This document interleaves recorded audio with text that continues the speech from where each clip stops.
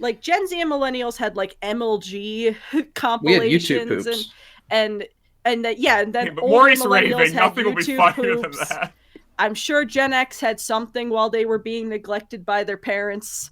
Like, it's just And you, dear viewers, your personal brain rot is live now for the 250th time. Hello and welcome everybody to the AWKWARDCast, where Ayn Wye and Keyframe have been wondering about random dribble for so long.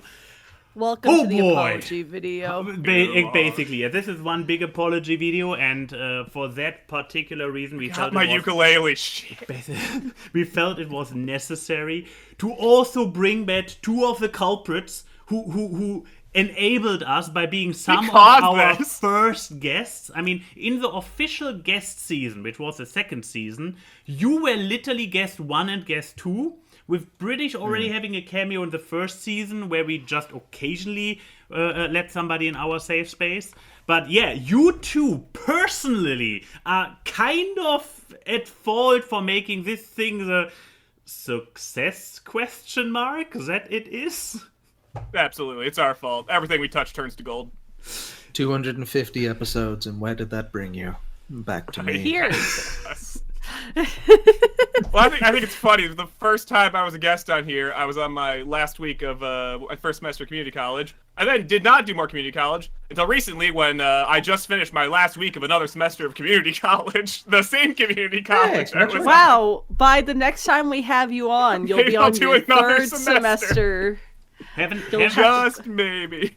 Haven't you watched Community? Eventually he will become a professor at the community college. Spoilers. I think that Chuggle could be a professor. You've the hair for it. I do. Indeed. Okay, I do have there. Okay, but it's like for engineering, and that's frowned upon in the field. Right. Yeah. You see. We'll take it seriously. You are an engineering mind with the hair of a liberal arts major. Yeah, I combine their powers to build robots. An alternate Liberal timeline engineering. Adam Driver. I do like liberal engineering. What would liberal engineering be? Would it just be making like giant Bernie Sanders mechas? No, I think it was when Michael Reeves made the dog piss beer. I think that was liberal engineering.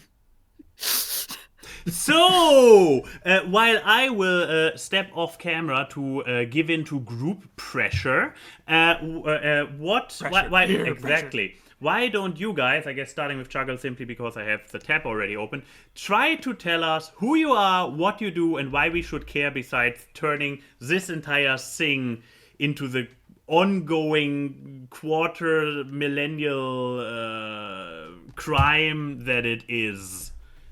Chuggle. I got less relevant last time I was on here. I make less content now. I do less things with people.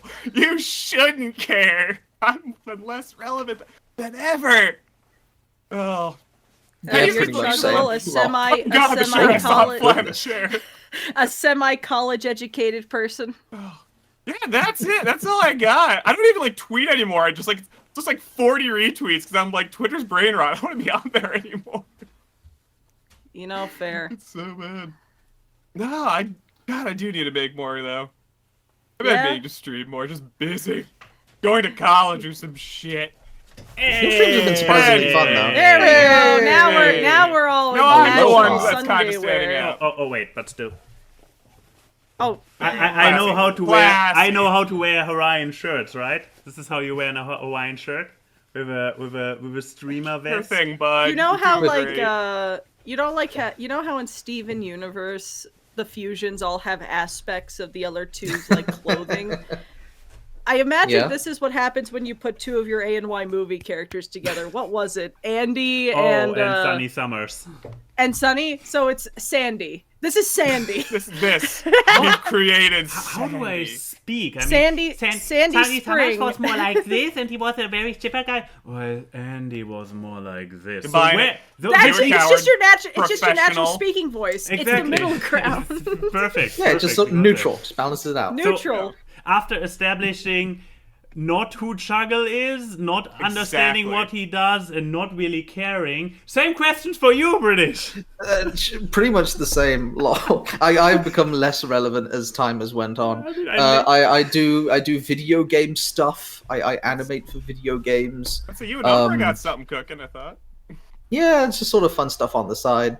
And I am famously known as the spy in Team Fortress 2 Analysis Anarchy, the ongoing series that is still going strong. It is. I get notifications in that Discord from time to time. Wait, they left you in the Discord? I left voluntarily, I believe. I'm still in the Discord only because me and Joey share ideas and DMs, and he doesn't want me to leave. Who is now the true spy, British? Huh? Oh, God, who knows? It generally is. It's gotten to the point where like Bliss will message me saying, "Hey, can you record lines for this?" And I'll just read my lines. I won't read the rest of the script. Oh, so you're like recording like the game Oblivion, where they just gave them their lines. Totally not how my last year on the show went. Must have been the wind. Exactly. Must have been the wind. I remember Bliss was asking if I wanted to be on that, and I'm like, man, that's a lot of work. It actually isn't. It actually isn't. If you are really not a contributor, except for reading your lines, you get every few months, you just get a script. Especially if you haven't written the script yourself, you only have like 3 lines, period. You're not a functional character. And not a functional, a contributing character. And then it's really just like, oh, microphone is already on. Okay, I quickly turn on the recording program. Line, send, done. So I already do that for Bliss's videos. I can't do that for another channel. I don't want to like spread. Channels. I don't want to spread too much like insider baseball, right? But the point is that the projects are so far in advance that like I'll record a project and then not see that come to light until like 2 years down the line. I've just stopped caring. That's another. I'm like it's someone else's baby too. Where it's way too late. I'm pretty sure me and Max wrote our goodbye thing while I was visiting Germany. 1.5 years. A year and a half before this thing came out. It's still like that, by the way. They didn't change it. I think there's a. They got a backlog. Good for them. There's a script that I wrote. That I wrote for like I wrote it, gave it to Joey, and it's like a comedy one, and he's like, "This is great. It won't come out for a long time, but it's gonna be great." I love Joey. I mean, it's a. I mean, I could talk about it. Like it's a. So like we never signed an NDA. We criticize lovingly though. Like let it be known. Yeah, I mean look, we love the project. I had a fun time when I was on. That's why I still contribute ideas, you know? And if they asked me to cameo, I would more than happy to. I always make the joke that me and Ayn Wye's ponies are just out in the desert because we're lost. And if they ever want us to come back as villains, it's because we're severely dehydrated and very angry. I mean, we could make British who are here to basically pitch this idea or keep through Joey. Okay. But basically, just randomly in any video that is currently being in production. The Will slide you in. The Will Stinator just recording. Meanwhile, somewhere in the desert. Just a 10-second shot of us being like, where the fuck are we? Okay, it's a Dog Wolf video. Where the fudge are we? And then just cut back. And then do nothing else for another 1.5 seasons. Not any peek of us. And then... You know what that sounds like? That sounds like peak season trailer material, where that's in the trailer for the next season, but and it's relevant in the season. I just like I always like to say I would be 100% up for that. I had someone at a con ask like if you did come back, if you and Ayn Wye did come back in TF2, what would you want to be? And I was like, I looked at them dead in the eye while shaking their head. And I said, I want to be a villain. I want to be a bad person. And I said the purest reason why is that I think I would want us to be in the desert for like 7 months, and then we realized they could have teleported us home, and then we are just like, why did we leave the front door? Yeah, it's like what? There's an alicord there. Why couldn't we just have her teleport? You know, I'm just saying. if there's a petty, I want to be a villain with the most petty motivation possible. I don't want a backstory. I just want to be like, I'm pissed off, and I'm making it all of your The problems. most sympathetic villain. Also, Yeah, but like, no, the idea that I had was in the TF2 game files. This is like an actual fact of TF2. There is a JPEG of a coconut. And for some reason, the developers of TF2 made it that if you remove this JPEG of the coconut from the game's files, it will completely break the game. So I just always had this idea of there being a coconut in the middle of Coal Town, and like Josh or one of the stick in the mud characters being very much like, why is there a coconut here? And everyone just acts like they always knew the coconut was there. They're like, it's just the coconut. Don't touch it. Gaslight coconut. It's the coconut. Yeah, and then like they find, and then like he's like taps the coconut like away, and everything starts breaking. Like we're going full like digital circus. Everything's fucking glitching shit, and then someone puts the coconut back, and they're like, who moved the coconut? It's always been there. The coconut's always there. The reason why that is not a high priority project is that it's just so fucking goofy. What will always make me mad about leaving TF2 is that there is one script I wanted to do that we couldn't do before we left, and it was the switching roles script.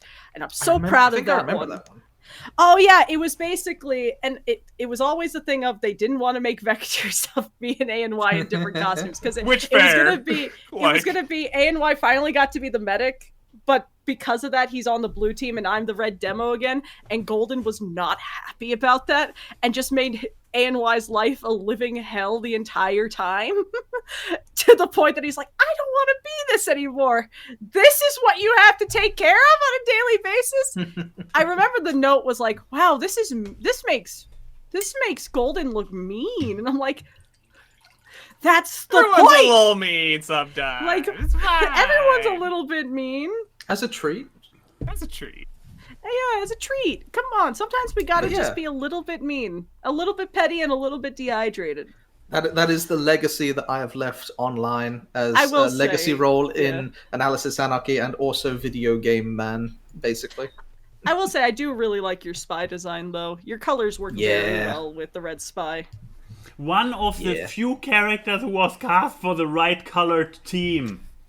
There are so many characters just in making you the blue medic was so funny. The blue team was all red-leaning characters. We have Joey, we have Maddie, we have Golden is literally Golden, the red boy. Golden works though. I think Golden works because it has like black and blue. And it also works since Golden has like blue eyes, so it's a fashion thing. Yeah, but still.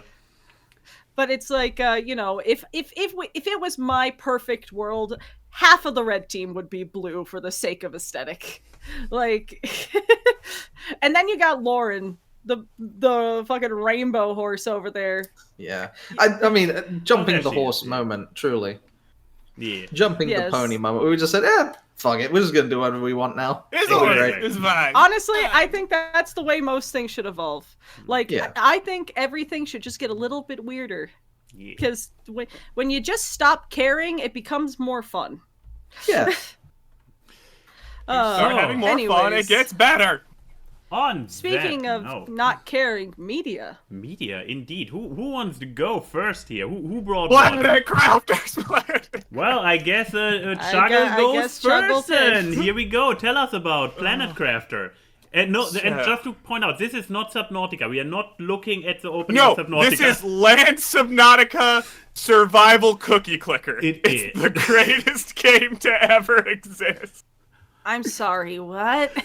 So the whole game is, the lore of the game is also just to point out, because we see it on screen right now, this game starts out so fucking ugly. Yeah. I was gonna say, but it gets better. The whole point of the game. So the whole point of the game is your character may or may not have done a crime. Who knows? Is launched onto a planet with their sentence being terraform the whole planet. You're getting like a day of food and water and like a plant in a pot, and just said terraform the planet. And the whole point is you have to like scavenge materials, find wrecks of ships, just get more supplies, and you start terraforming the whole planet. Like eventually, like grass grows, water starts coming because the whole planet's like frozen or whatever. So you have to like raise the heat. New areas unlocked as you melt ice. You just get crazier and crazier technology to like grow more trees, bring life back. You can get to like make animals farther in, like spore. It's awesome. And the whole game just has little numbers that tick up the whole time. I love it. It makes my brain feel good. Can relate. It's the one thing that I would say is that the pacing it goes a little bit like in waves. Currently, I'm in you build more shit, and exactly the numbers go up, and the more the numbers go up, the more you unlock.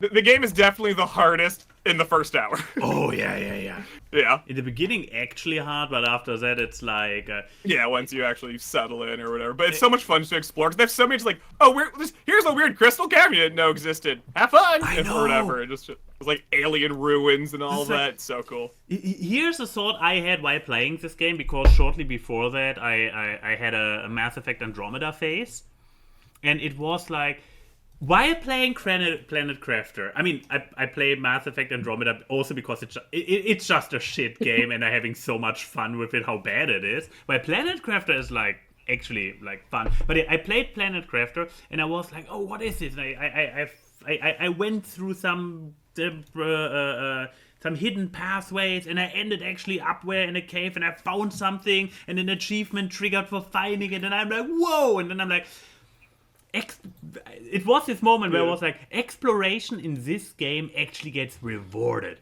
You find you something just, like, cool. In the middle of the desert, you see just like a ladder sticking out of exactly. behind shit a rock. Like you go down it, and there's a whole like underground base from someone who was there before you. And you see like their mad scribblings on the walls as they went slowly insane. And then there's tons of loot in there that help you progress. It's awesome. And that's the thing. Planet Crafter legitimately, exploration gets rewarded, is rewarding. Why, when you compare to I don't know, what is it? This is even double A? Is this single A? Is this 100% indie? I don't know. I call it indie. Yeah, I think it's indie. It's existed for like 5 years, and just like a month ago got its official release. But I got like 10-person multiplayer and everything. It's insane. And I'm the type who explores the entire map. So in Andromeda, you get nothing for it. If you find an obscure building, you can be sure, and there's nothing going on, you can be sure it will be a quest place later on, so you will visit it via quest. But exploration has no point in that game. But until the waypoint says to go there, it doesn't matter. Yeah. Exactly. Planet Crafter, on the other hand, fantastic. And again, in the beginning, the world is ugly as fuck. You literally come out at this plain field where there is nothing but just a little bit of shit on the floor. But you are so focused on surviving in the beginning, it doesn't matter. You're just like, no, you have to get to oxygen to 12,000 so you can grow food. Otherwise, you will just slowly wither and die. It's a beautiful, beautiful game. I'm running out of air. You have no time to be disappointed. Well, I love that lore of that too, where it's like, oh no, it's a death sentence. Like the only reason your character survives is because a friend on the outside is like hacking in so that you can build better like things to keep you alive. Like, no, you're supposed to die. You're not meant to do this.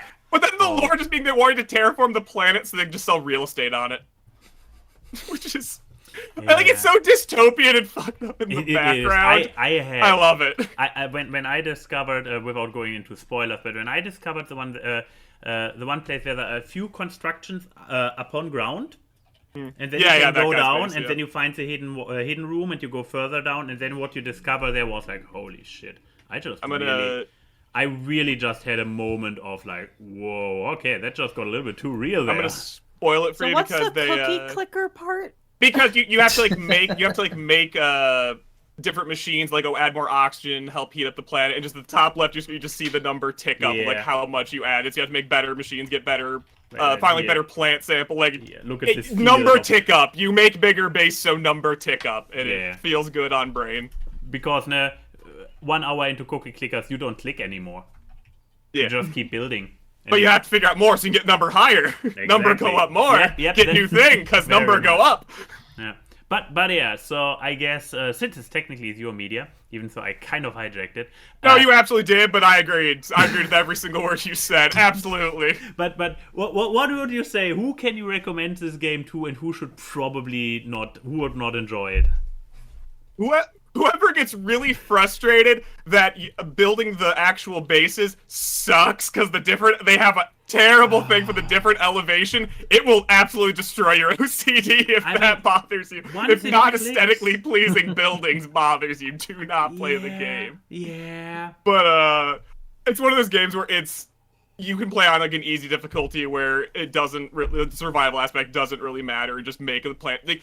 The planet doesn't like grow plants on its own. You have to like place machines that grow the forest. So you make your own forest, you make your own fields of flower. The game can get very just like aesthetic like that as you just make this planet habitable. It's a good brain to turn your brain off to, or actually like hardcore play. It's great. Okay, I guess it's not for Odie. No, the most frustrating thing is to like lay out like, okay, I'm gonna build my base here, and then it's like there's 1 inch elevation, so it just says can't build. It's the most mind-numbing one. You just need to find the highest. I was hoping they would fix that in the official release, but no, you just got. I guess that's what mods are for, right? What's really also missing is underground bases, because you can build underground. That, but the only thing missing, because other people literally did it, you keep finding underground bases. You can't do it, because you can only build your ladders go up. Never ladders down. If you could build ladders down, you could build underground bases. I think the one part about that, though, is just the underground bases, like, well, then you just have unlimited space. I think they kind of want you to deal with that, but also... But that's what mods are for. That's what mods are for. Exactly. I mean, for once, unlimited. But again, I believe we are geeking out over the singular game. Planet Crafters. But I guess if you, I mean, first of all, everybody should play Subnautica because it's a fantastic game. But if you really enjoy the base building aspect, it's Subnautica without the monsters. Exactly. If that sounds better or worse to anyone. Exactly. A little bit more wanky, but as we said, with base building. But otherwise, again, I have sunk 90 hours within 1 month into it. And I'm almost done. It's such an easy game to turn your brain off to, Yeah, it's literally a podcast game. I watched a lot of stuff. Not doing podcasts, even though I could, I guess. We tried gaming on your podcast before. That was awful. Never. It was Phasmophobia. That is not a podcast game. Anyways, British, what is your media? You haven't told me yet. Hello. Well, obviously, as someone who's working in games development, I, of course, am bringing a book series that I've been reading. No, so like the thing that I've been kind of obsessed with recently is just sort of out of boredom and fixation. I'm really a big Dungeons and Dragons nerd, been involved in the community, and I kept hearing Baldur's this one Gate 3, I got goddamn. it. This isn't Baldur's Gate 3. No, just don't you get ahead of me. When man. Bizarre Adventure. You don't know what I'm thinking. Ninja. Right? You don't know what's going on in here. It's been 11 months. When? Shush you. We'll get there when we get there. We'll get to the boat adventure when we get there. The thing that I'm bringing is that there's this character in a lot of D&D mythos known as Drizzt Do'Urden, basically. He is a drow ranger, and if you know anything about the drow elves or the dark elves, it's inevitable that this character's name will come up. So eventually I just said, fuck it, I'm curious, what the hell is this whole story about? So I started looking into the works of R.A. Salvatore, and he is the person who's been writing the Drizzt novels ever since like the late 80s, early 90s. And they're fantastic, and as for, I'd recommend them. I put a video in the chat to sort of just play in the background. Excellent, because I am... You don't need audio. A complete loss for finding anything about him. You don't need audio, but...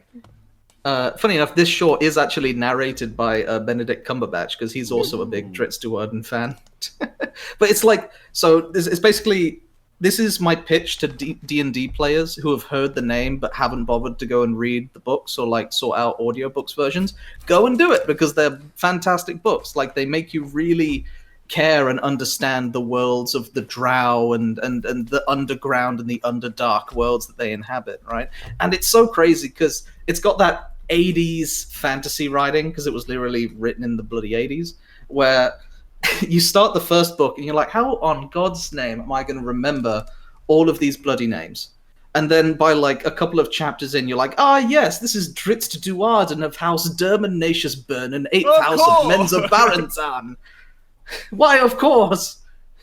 So like good characterization, like they stick very well. Yeah, they stick very well. The descriptions are fantastic, and the dialogue feels exactly like just your regular Dungeons and Dragons campaign dialogue. My dream, honestly, is that Powerhouse Studios, the studio that took up the Castlevania show, as well as some other projects, I hope that they make an animated version of The Legend of Dritzt, especially after The Legend of Vox Machina took off.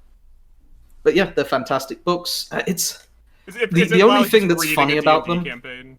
Yeah, the best thing about them, right, is that they started off with this first trilogy, which actually isn't meant to be about Dritzt Duarden, basically, where they had this other character in mind called Wolfgar, and he was going to be like the 80s masculine protagonist. You know, he's got massive muscles, he's a barbarian. And then the writer was like, oh shit, we need a side character. And they gave him like a lunchtime to figure out a name and a backstory for this side character. So he just made it the fuck up. He was like, Dritzt Duarden, he's a drow ranger from Menza Barentan. That is the most D&D thing I've ever heard. Yeah, he just made it up in like 5 minutes. And then eventually, after going into that backstory, was like, oh shit, this guy's actually the main character. He's way cooler than the generic 80s dude we had before. Wolfgar, so the 80s character so much. That name is such an 80s. Yeah, Wolfgar. Actually, no, is that? Yeah, I think it's Wolfgar is his name. That's awesome. But eventually, the writer figured out, okay, so this first trilogy where Wolfgar's the main character, that kind of sucks. So I'll make the second trilogy a prequel that goes into like Dritzt's backstory. And I don't know if you guys are familiar with like Jujutsu Kaisen, basically, where you've got Gojo, the white-haired, blue-eyed anime dude who's like super overpowered. Well, like he became so popular that he's kind of taken over the main protagonist role. Like people care about him more than the main protagonist. He's way and that's cooler. Just kind of what happened here. So yeah, that's again the most D&D thing ever. Just where it's like you make one character like, but I like this other character way better. Yeah, he was just the side character who stole the spotlight, and then the entire series became about him. But yeah, I'd super recommend it, especially if you're into Dungeons and Dragons type stuff and you're just a little more interested about the lore and such like that. There are some tie-ins. I mean, it's so influential that pretty much every D&D property will eventually reference it. There's references to him in Baldur's Gate 3. There's reference to him in basically all of the Baldur's Gate and D&D video games. So, the media itself is the book series.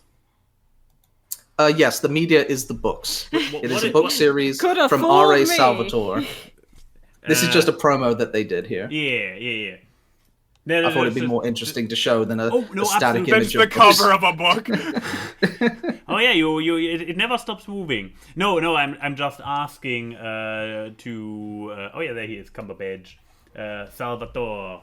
Just to know what to link below for the people. Right, yes. Yeah. So I believe Amazon has audiobook or Audible audiobook versions of it. There used to be this super Giga Chad guy on YouTube who just recorded them all and uploaded them for free.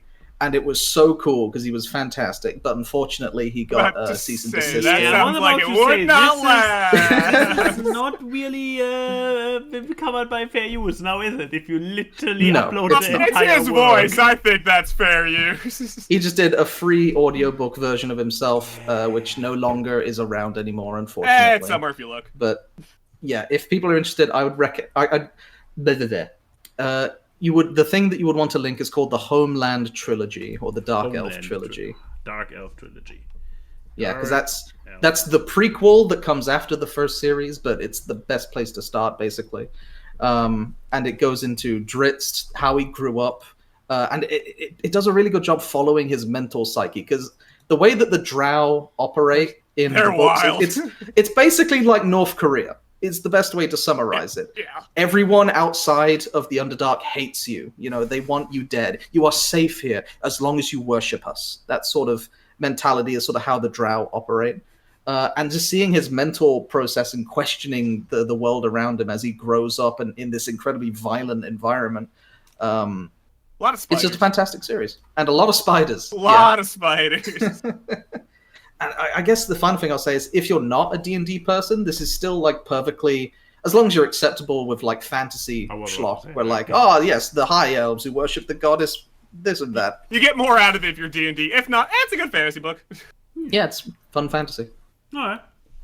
Well then, Key, how about you? Hi. Sorry, we're nerds. So we talked about, sci-fi cookie clickers and books and Baldur's Gate. So I think mine is a very great transition. Oh yes. What? I mean yeah. Okay. So I'm talking about. I forgot that the season 2 of Smiling Friends trailer starts like that. No. Yeah, I'm talking about Smiling Friends because the new season comes out today, and So I have watched season 1. I watched season 1 because like it's a very there's only like 10 episodes. Yeah. And so I watched it last night while I was not sleeping. I love this show so much, and it's such a here's the thing. I love this show so much, but like most Adult Swim shows that aren't Rick and Morty, it's such a hard thing to pitch to someone, because how do you pitch a show that looks like this? Is the best. Like it truly is like, hey, did you grow up during the early days of YouTube animation and Newgrounds? This is the show made by those people. Like that is the big. I mean, it is literally made by like Michael Cusack and Psychic Chris Pebbles. O'Neill. And I mean, Chris O'Neill does some of the 3D models and like music, but he's not like a active worker on the show. But yeah, so like drawn together, but by Newgrounds guys, but run by Newgrounds guys. Here's the thing: it's not a vulgar show. Like that's the other thing that is shocking about it. You think that a show with a thumbnail like that would be like, like Super Jail levels of kind of gross. It really isn't. They don't even curse that much, which makes the times they say the word damn really funny. It's a fairly like chill show with like moments of very high intensity. Because the show is about these two characters, Charlie, who's the yellow critter, and Pim, who's the little purple critter. That's not me. That's not him. That's them. Gwimbly. That's what the species. I've seen that character. It's the hit character Gwimbly. I love Gwimbly. Yeah, but like that's them, right? Yeah. Yes. Yeah. Critters are literally the name of the species because there's humans and then there's critters, which is what they are. And they work for Mr. Boss, who's the man-made terror beyond belief that's him, for a company called Smiling Friends, where their whole job is to make people who are sad smile, and shenanigans ensue. And like it's so refreshing to watch, like, because it is basically a workplace comedy, and they do genuinely just feel like friends who work together. Like they have very chill conversations and stuff, which is surprisingly optimistic, isn't it? Oh yeah, like it's but like because that's the thing. It is weird. It's an Adult Swim show, so I have to say, like, I guess that's the one thing. If your tolerance is not, you can't tolerate anything weirder than the concepts Rick and Morty introduces, I don't know if you'll like the show, because that's the thing. It because introduces weird concepts without a hint of pretentiousness like Rick and Morty does. I will say there's 100% less incest in this show than Rick and Morty, because there's none. Big ups on that already. Ups, yeah! Oh, come on, in Rick and Morty, the bar was low. In Rick and Morty, it only happened like 8, maximum 12. I don't. Look here, I'm just There's an episode dedicated to self-cess. There's no interview or stage show with Michael Cusack and Psychic Pebbles where they talk about like the cowardness of stepbrother and stepsister porn, because it's like, look, if you want them to be brother and sister, just make them brother and sister. That is something Dan Harmon actually said in front of an audience of people. Those are words. They're Those are definitely a words. choice. None of them in the Bible. Well, Sorry, that's just actually condoning that's just this kind of just stuff. Even that's just a new unconventional. Look, that's just a new vocal tick I It's gained. just from your old Jack's book. We don't need to films. apologize for it. But yeah, Smiling Friends. It's also like it is a show made by animators to be loved by people who like people are like, oh, you love animation, so you love Fantasia and stuff. No, I love Smiling Friends because it understands the humor in having something that's animated so beautifully, and then right afterwards you have a character that's literally animated as 2 frames running across the screen. I just thought about it. So this show, is definitely like, the Newgrounds for our youths 10 years ago or whatever. When these are the Newgrounds people, or else what are they now? Yeah. We're in 10 years from now, we're gonna have a Skibbity Toilet Where Are They Now TV show. Oh no! Oh yeah, it's no, gonna be no. fantastic. But I do love it because it also, I mean, it as someone who is chronically online, I do love seeing like the Burger King foot lettuce guy has a cameo in season 1, which is great. Number 15. Can I get the number 15? There's wonderful cameos in it. Oh yeah, like Harry Partridge, like Happy Harry has a cameo. James Rolfe, the angry video game 3D as 3D Squelton. And my favorite one, which is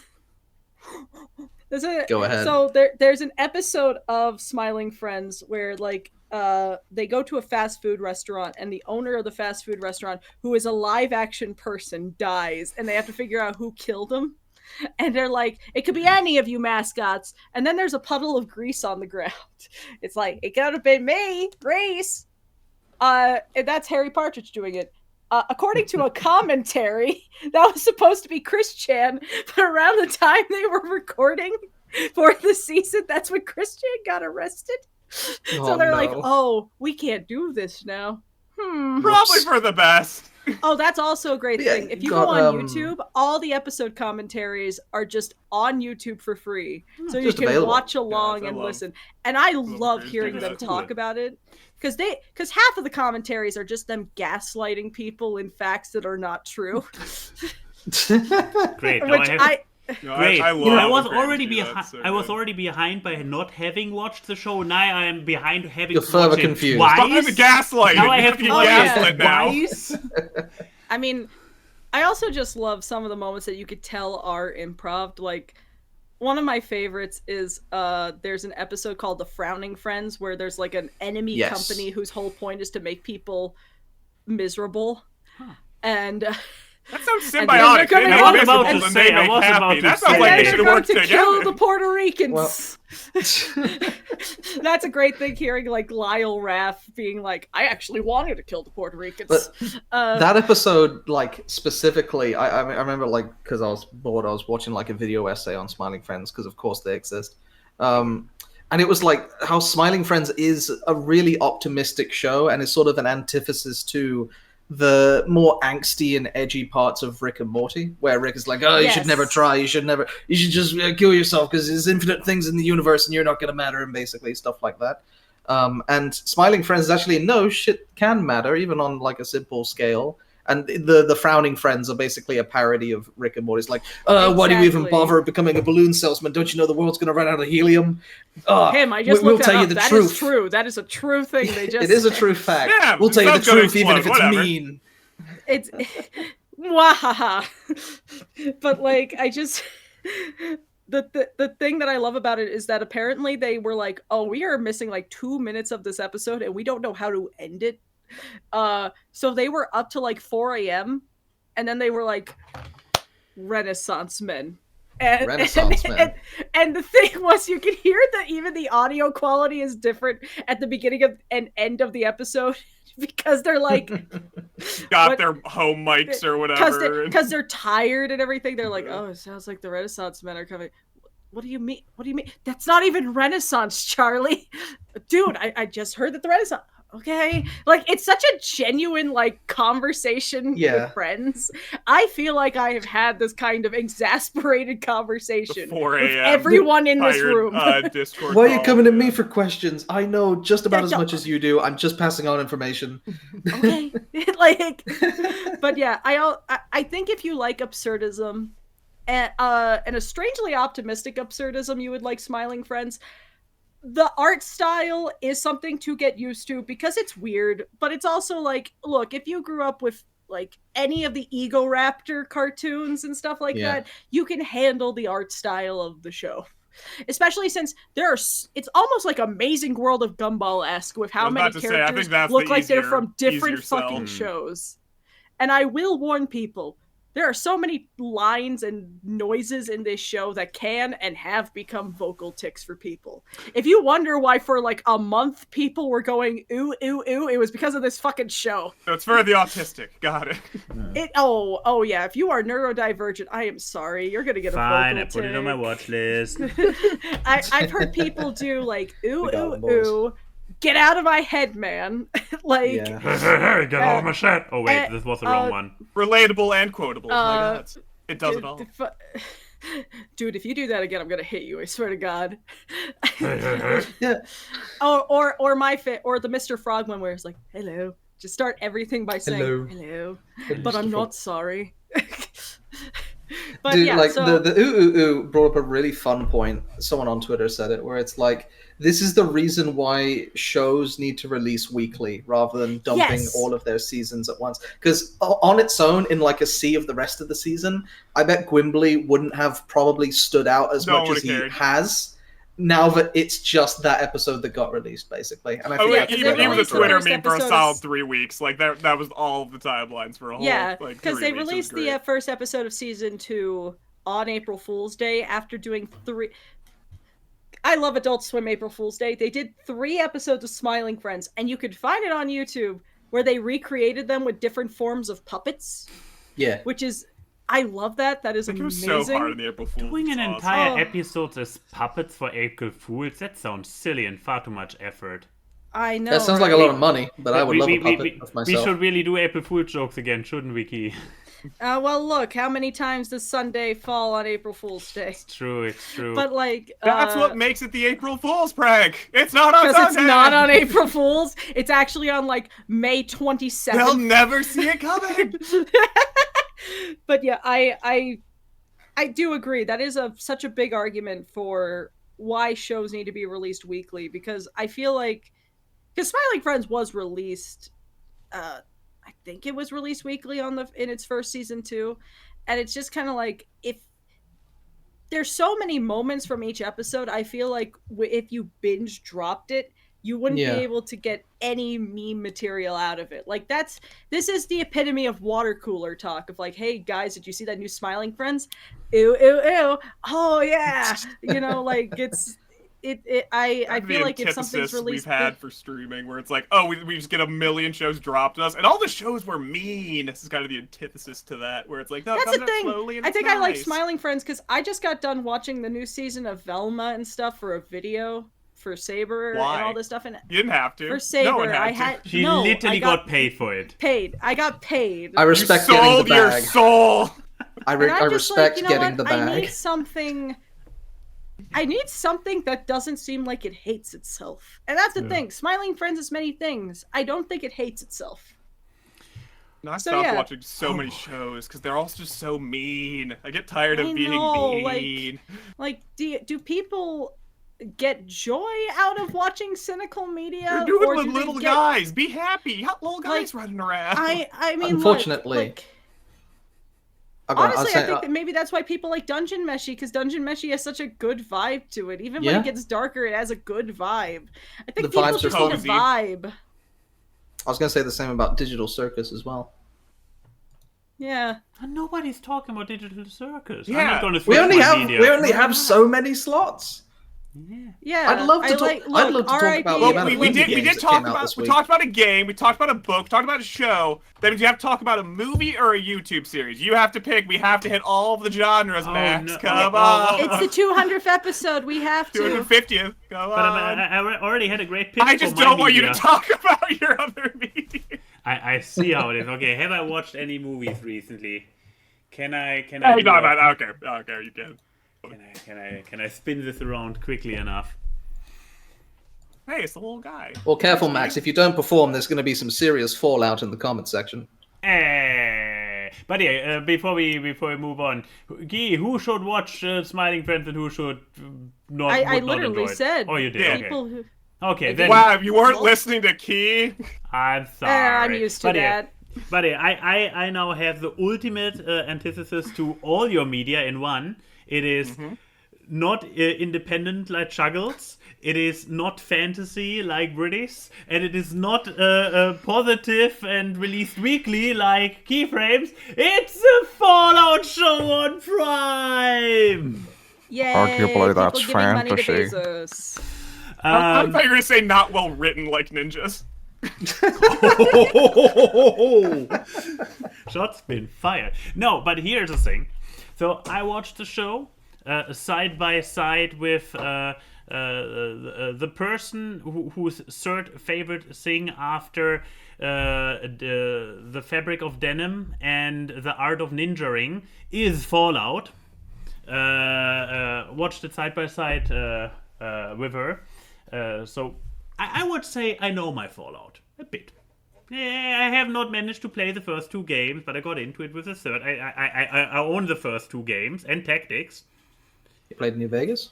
Oh, I mean, of course I completed New Vegas. 4 just got rewritten. Sorry, my apologies. I should have assumed. New Vegas, I completely, 100%ed the achievements and everything. Unlike a certain other... Where's the chat? Unlike a certain other person. But, yeah. Nothing. No, I haven't watched the new Fallout yet. Do they reference any games that isn't Fallout 4 in New Vegas? Do they actually reference the original games? I mean, Those no. 4 in New Vegas, yes. I'm sorry. I liked The Apocalypse because I assume this is the German trailer. Oh, did it say? I don't even... It's a homegrown trailer. It is. Yeah, it actually says offizieller trailer. Yeah. The Apocalypse. All right, So, Max, so sell me. Sell me on this show. I mean, first of all, it looks amazing. It's one of those shows where a lot of the budget went into really recreating the visuals. Like, you see, like Cowboy Bebop, but not with the writing. So let's go with the One Piece show. Like the One Piece show, it really looks the part. Like Now you're selling it. Now I'm selling it, yeah. It's like, we saw a little bit of it, but we have the first scenes in the vault. And if you have played Fallout 4, yes, as the newest installation in the franchise, we don't talk about 76, as a kind of newest installation in the franchise, it is kind of dedicating how shit nowadays looks because it has the most modern graphics. But yeah, the vault, when you are in the vault in the beginning, it's like running through a vault in a game. There are small lovely details like that oh yeah, it's really English, German, I mean the other language. Okay, we haven't read enough German.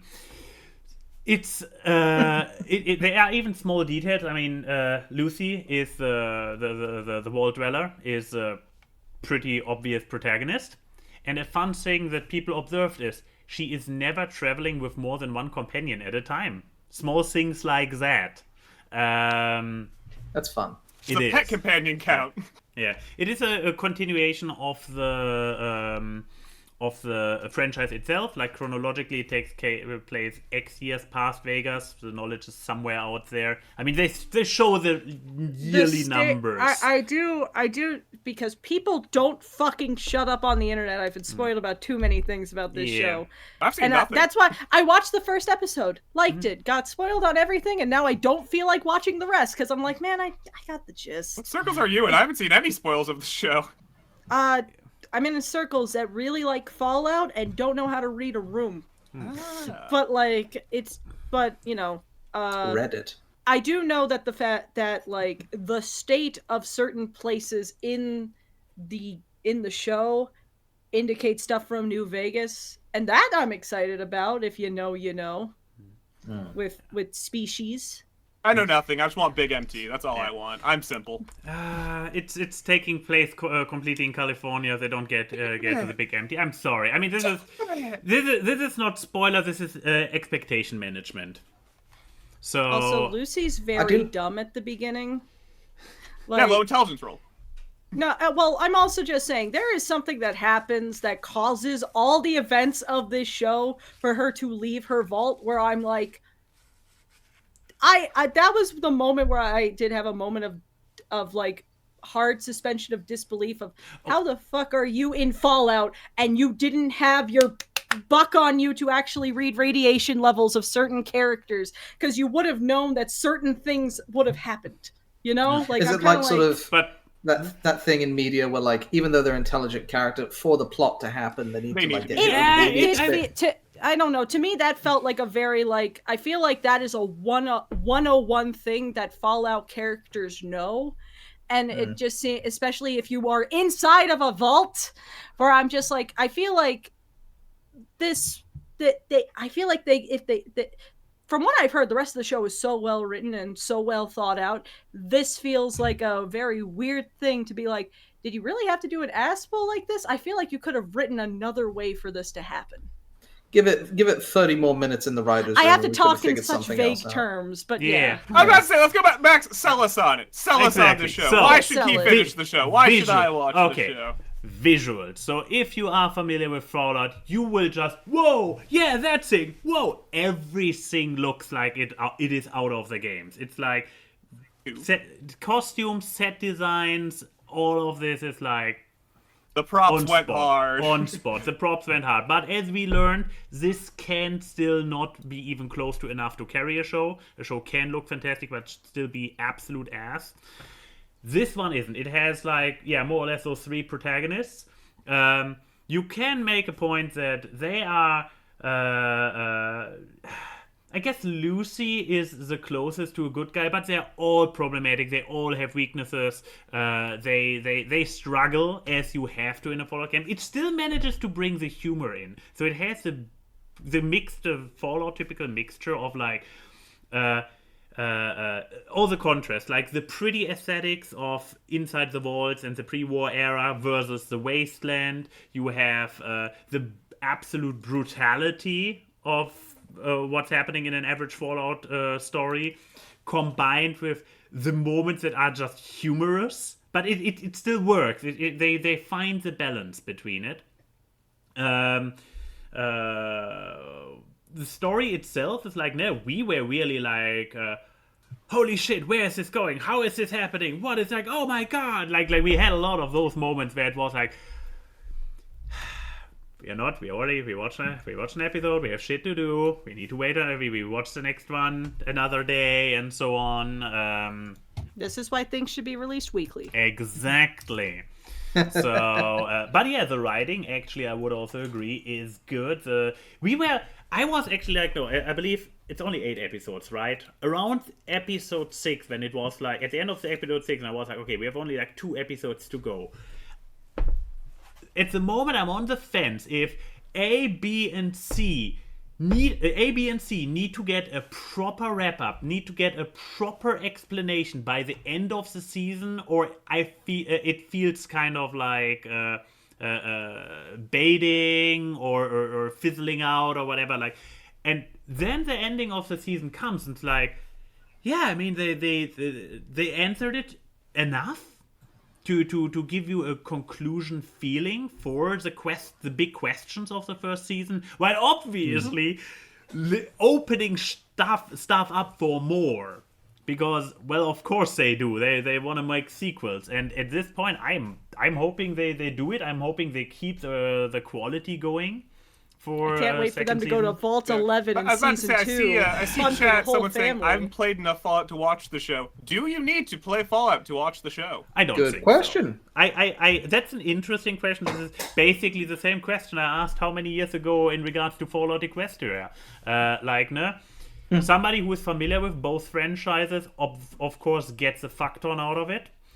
Who is only familiar with the Equine franchise, obviously can also enjoy it, because no, that's the question. If you're only familiar with the Equine franchise, can you still enjoy it? And if you're only familiar with the Fallout franchise, can you enjoy it? And I believe I got comments that confirmed that both directions can work. And here it's probably the same thing. Can you enjoy the show without actually... Do you know horses? If so, you can watch the show. That's what I got out of that. But yeah, so this question reminds me of it. Can you enjoy it if you're not already into it? I dare to say yes, but it would be interesting to have it confirmed by somebody. So I guess Chuggle... No, wait. You were just reading for a chat person. You were just reading for a chat person, right? Yeah, it was Enigma. Yeah. So then the answer goes to Enigma. Be my played enough, guinea not pig. enough. Yeah, be my guinea pig. But then You're a playtester. he says haven't played enough, so there is some Fallout knowledge there. It's then they're not going in blind. They'll be fine. Yeah, exactly. It's not it's a self-contained enough story. Of course, you will get a lot of references. You will understand when you first see your first ghoul. You will understand it better. You see a stim pack and you are like, hey, it's a stim pack, it's a stim pack. So that kind of stuff is for you. But beyond that, it's what was it? There was this big thing versus fan service versus fan pandering. One of them is being like sneaky little things that are in there for the people who are in the know, and the other one is like look at everything evolving around the thing and not functioning without being there for the fans. In the context of the show, I would say it works as in like, yes, if you're familiar, you will see non-stop Easter eggs. But if you're not familiar with it, you just follow the story. Wait, I have someone that can actually answer this question. I'll be right back. Oh, okay. But so he has somebody just sitting around who doesn't know Fallout, the franchise, but watched the show? Wait, no. What? That's what he's looking for, right? What's up? I blanked out for a second. But he jumped up and was like, I have this person. Maybe he has a roommate or he has a cat that he just named Fallout. I don't know. But, like, one thing that I just, like, I'm not going to ask for the rest of the season. I am going to watch the rest of season 1. I'm just in my little bitter phase of being mad at people for spoiling things. Okay, he's saying. Yeah, that sucks.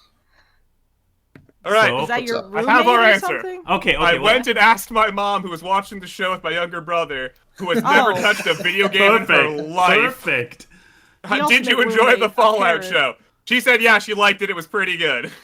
Mom approved. Mom approved. But what I was going to say is, like, I really just want them, like, my hope, you know, besides them establishing their own original things, which they are, to my knowledge, like, they've made new vaults that are first, like Vault 4 with the genetic experiments and stuff, which isn't a spoiler. I think that was in the trailer of Vault 31. You can say anything about any Vault that's not a spoiler to anyone. You could do 2 truths and a lie about fucked up shit that they do with all these vaults. Full of furries. Probably exists. That I mean, isn't that just that would be just a terrifying version of like Vault 68 or Vault 69? Nice. If you, but like oh no, you want to know what Vault 69's I'm aware. is? I'm deep in the Fallout. We're say that on stream. But like no, I really just want them to use vaults that are in the supplementary materials, like the Fallout Bibles, because I love the concepts. Well, that was my problem with the show. Is Fallout is such a video game. Like, it is such a video game, and it's weird. Where just weird shit can happen at random times, like random encounters. It does. There's ones where you can have your intelligence negative, so you're talking like a caveman. Like, that's just such a video game. And for me, I'm like, shows just like you can't. It's a show. You can't do that. It's a show. Yeah, you like could you rewatch the show or probably not? Is it kind of a one and done? You can probably rewatch it like you can rewatch any show. Like, you know what I mean. But you have the weird encounters. That's what I mentioned with the humor. It's still there. I mean, you cannot make it through your own character because you have the main characters and they are scripted. But you have weird encounters. Yeah, but it's like. I am Fallout 4's biggest defender. I unironically love that game. I've never beaten it. Because I just don't care about the story. I have hundreds of hours. Do not care. Do not care about the you were talking about what you were hoping or expecting. Oh, I was going to say that there's just some vaults that I would just really like to see materialize just because I like when you take concepts that in theory sounds so inane, and you can build something more with it because to quote the guy who doesn't like musicals, think of the implications. Mm-hmm. How are you like there's one from the Fallout Bible that I love, which is Vault 42, which is the it's almost a control vault, except for the fact that there's no light bulbs more than 40 watts provided, which isn't a lot of light. I want that just because I feel like there has to be some kind of psychosis you can make from the fact that you are stuck in a place with so little light that if someone opens your fucking vault thing, everyone's going blind. Like, it sounds like such a stupid concept, but I want to see it. I mean, there's also Vault 43, which was the 20 men and 10 women have to live with a panther. Like, funny enough, that's the same as the Dritz Duarden books. Yeah. Just more spiders. I mean, like, look, I feel like if they don't introduce if they don't bring up Vault 11 in season 2, that's going to be a missed opportunity. Because that is the most fucked up vault. Vault, that was the one where they were basically like, oh, you have to sacrifice a person every year. Yeah, to the blood machine. Yeah. And then they realize, oh, it was actually a falsified threat to prove humanity, and then there was only 4 people. There's like they murder everyone. They're down to 4 people, and before they take a suicide. And then they were like, one leaves. One leaves, and then you find 3 bodies. So they have the possibility in the Fallout show to have the one who remained. And here's my thing. I don't want them to show the experiment. I want this to be a Saving Private Ryan kind of monologue where this person just has a 1,000-eye stare, talking in the most tone-flat voice about the shit they had to do. Like, I feel like that would be, like, in a video game when you're watching pre-rendered graphics, that wouldn't be nearly as terrifying as the subtle acting you get from an actual person. But yeah, I don't think you playing it out though, like seeing it or whatever. Like that's the things I love about Fallout. It's like exploring the vaults. I just want to be shown the vaults. I'm just saying, don't show the suicide pact. Mm-hmm. Yeah. And stuff. They could show the vault. They could show the pile of bodies. Like they can. I'm talking about. For me. It's an interesting problem, right? And it's the same one that the One Piece show also had to deal with. But like, to Chuggle's point, when I think of like the best parts of Fallout, the bits that I remember, it's when it gives you, the player playing the game, a really dynamic, immersive narrative choice. And obviously the thing with a movie or a TV show is that you're disconnected from the media. You're just watching the plot and trying to emphasize with whatever decisions they make. So when they make a stupid decision, like Key pointed out earlier, that sort of is a bit more jarring, I guess. He's like, oh, well, I wouldn't have done that. I would have wanted to try and check this, or, But then you have, like, since I also started playing Fallout 4 again, thanks to this show, then you have a quest where you are like, I really don't want to go in and have everybody die, and I try it 5 different angles until Denim Ninja is like, yeah, I believe this quest. That's why you should play Fallout 1 and 2. Exactly. I mean, that's the best argument, because the modern Fallout games are not as good as Fallout 1 and 2, and I will stick by that opinion until I am cold and dead in the ground. 3 is one of the worst video games I've ever played. I have no idea why people enjoy it. Which one? But like 3. Yes, that is. I do find it funny. Like a couple hours. Which 1 hour of it's the friggin' tutorial. Fallout 3 is a waste of good concept. Doesn't the Fallout show like begin being straight like from the genius of Todd Howard or something like that? I swear he's in the trailer. He is involved. Yeah, but like forget about him. That's like an Elon Musk thing, where like, you didn't make this, you just sort of came in after it was established. Transgender people made it, and then you stole it. Basically. No, but here, Fallout 3, I can tell you why people played and liked Fallout 3. I hope the past tense is accurate.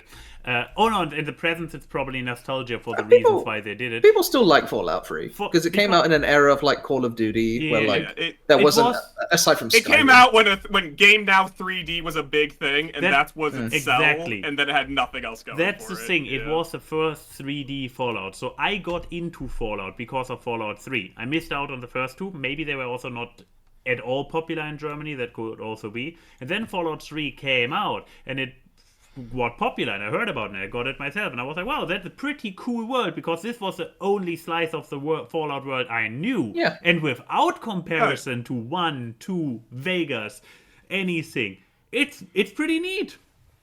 But then you learn about the other superior ones, and then it's suddenly like, wait, 3 is actually kind of bad, isn't it?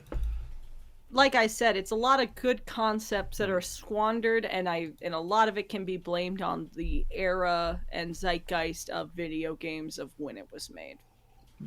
Like that's the thing. I can't be too hard on it because of that, because it's kind of like, look, when you look at eras of video games, there are the things that define it and the things that follow it. We've all played Skyrim. We're fine. We don't have to apologize for Bethesda games. We've I all agree played with Charlie. Skyrim. I just blame Todd Howard, actually. Yeah. The games are fine. Okay, so this may be hard given that you are a Fallout fan. Who do you think wouldn't like the Fallout show?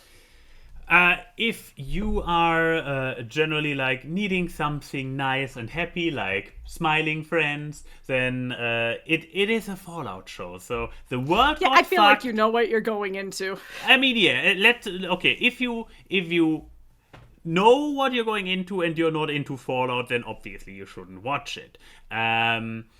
Again, I don't think you need to be familiar with the franchise already, but you should at least know what the vibe is. Like, on the one hand, pretty brutal, pretty gory, pretty, like, fucked up, but on the other hand, there is this weird kind of humor and a lot of juxtapositions and stuff going on. So at the end of the day, it's kind of, I guess, a post-apocalyptic adventure story. Does this describe it well? I guess. It's mom approved, so, you know. It's mom approved. Yeah, Mama Chuggles approved. So... but if you're not into this kind of brutal post-apocalypse, the apocalypse already happened. Shit went down to the maximum extent. If you don't want to watch this, then yeah, this show will not ring fun with you. Sorry, no production manual writing can save it. If you're on Prime and you're watching it, watch it and then take a chaser of episodes 1, 2, 3, 5, 6, 7, and 8 of Has Been Hotel. Don't watch 4. If you want to get happy, don't watch episode 4. There's a lyric video on Vivzi's channel for a reason for that song. But like, I don't remember which episode's that. That's the Valentino Angel Dust episode. Right, gotcha. I have no idea what you guys are talking. Oh, it's okay. Probably better. Never watched the show. That show was not mom approved. No, that show. Oh, I definitely. I saw an interesting thing. Oh wait, are you done talking about Fallout? I guess so. I guess I am done talking about Fallout. Here's the thing. This makes it sound like I didn't. I enjoyed watching Fallout. I just there was just that one moment. It's like liking Endgame and having problems with the ending with Captain America. No, fuck it. We're spoiling. Spoil it. This is spoilers. Oh, wait, spoiler. Okay. Oh, shut up. Grow up. After what has it been, like 4 years since I don't know what you're talking about. You keep circling around it. Give details. What's your beef? Endgame. Oh, no. I'm saying a Fallout, not Endgame. No, I don't have Endgame, Fallout. Oh. I don't give a fuck about Endgame. Wait, I need to bring back Fallout? Okay. Wait, spoilers. Oh, Jesus. Yeah, sure, okay, now spoilers for real. Well, there's only 8 episodes, so talking about things in the episodes do feel No, okay, in the beginning, because the vault that Lucy is from is basically a breeding vault. So they have a breeder, which in this one was Lucy, and then they bring someone from, I think, Vault 33, and then they are make 33, baby. 32 or something, yeah. The 30s, and they make baby, and they're doing the transfer. And if people know Fallout, you have all of the people in the vault have pit bugs. This really small thing is really bugging you, isn't it? Let her speak her truth. It's a literal game mechanic to check radiation levels. Because radiation's kind of a big deal in a nuclear fallout. But the people that come in that pretend to be the breeders are like, they're like ravagers. They are from bandits. The surface.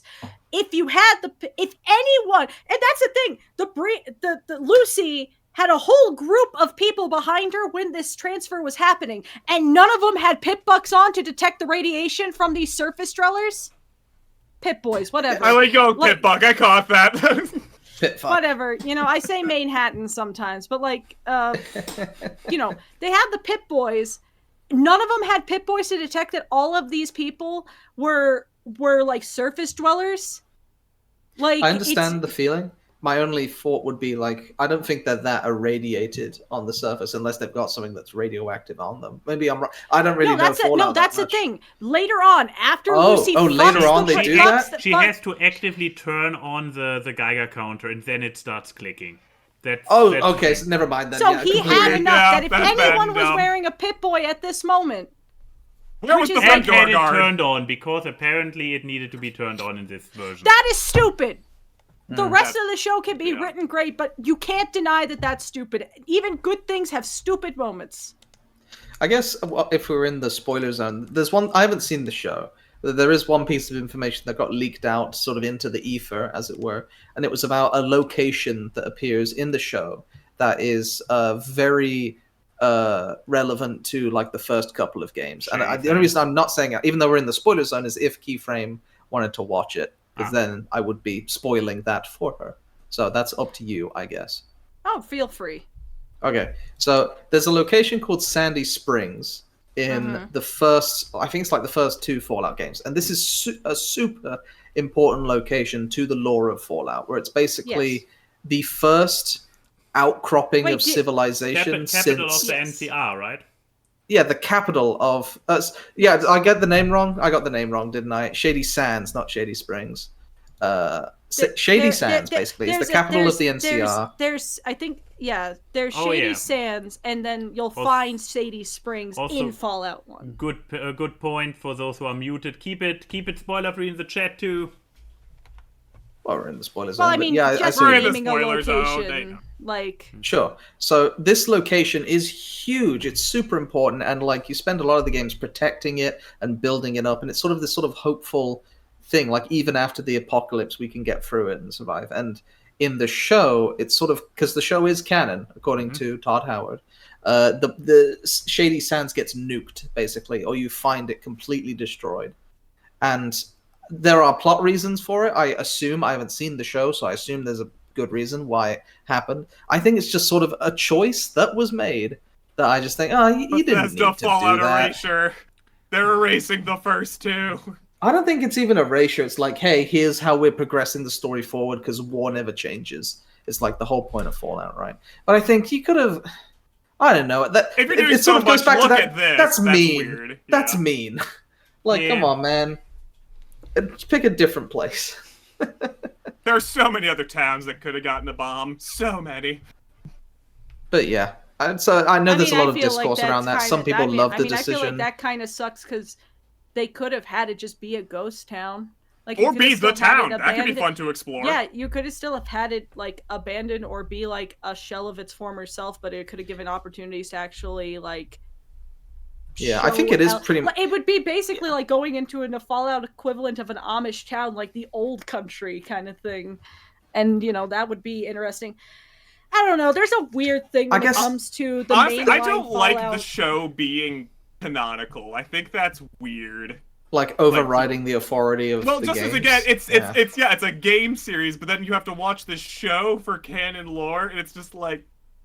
And also, I feel like it restricts the show, too, where it's like, no, just do Fallout, be weird. I don't know. For me, it's such a weird thing. I guess the freedom it gets is the fact that it seems to be taking place after the games of current gen. But it's, you know, there's a bigger... I feel like this is not spoilery, because there's a bigger conversation to be had of making media that is not part of the main media canonical to...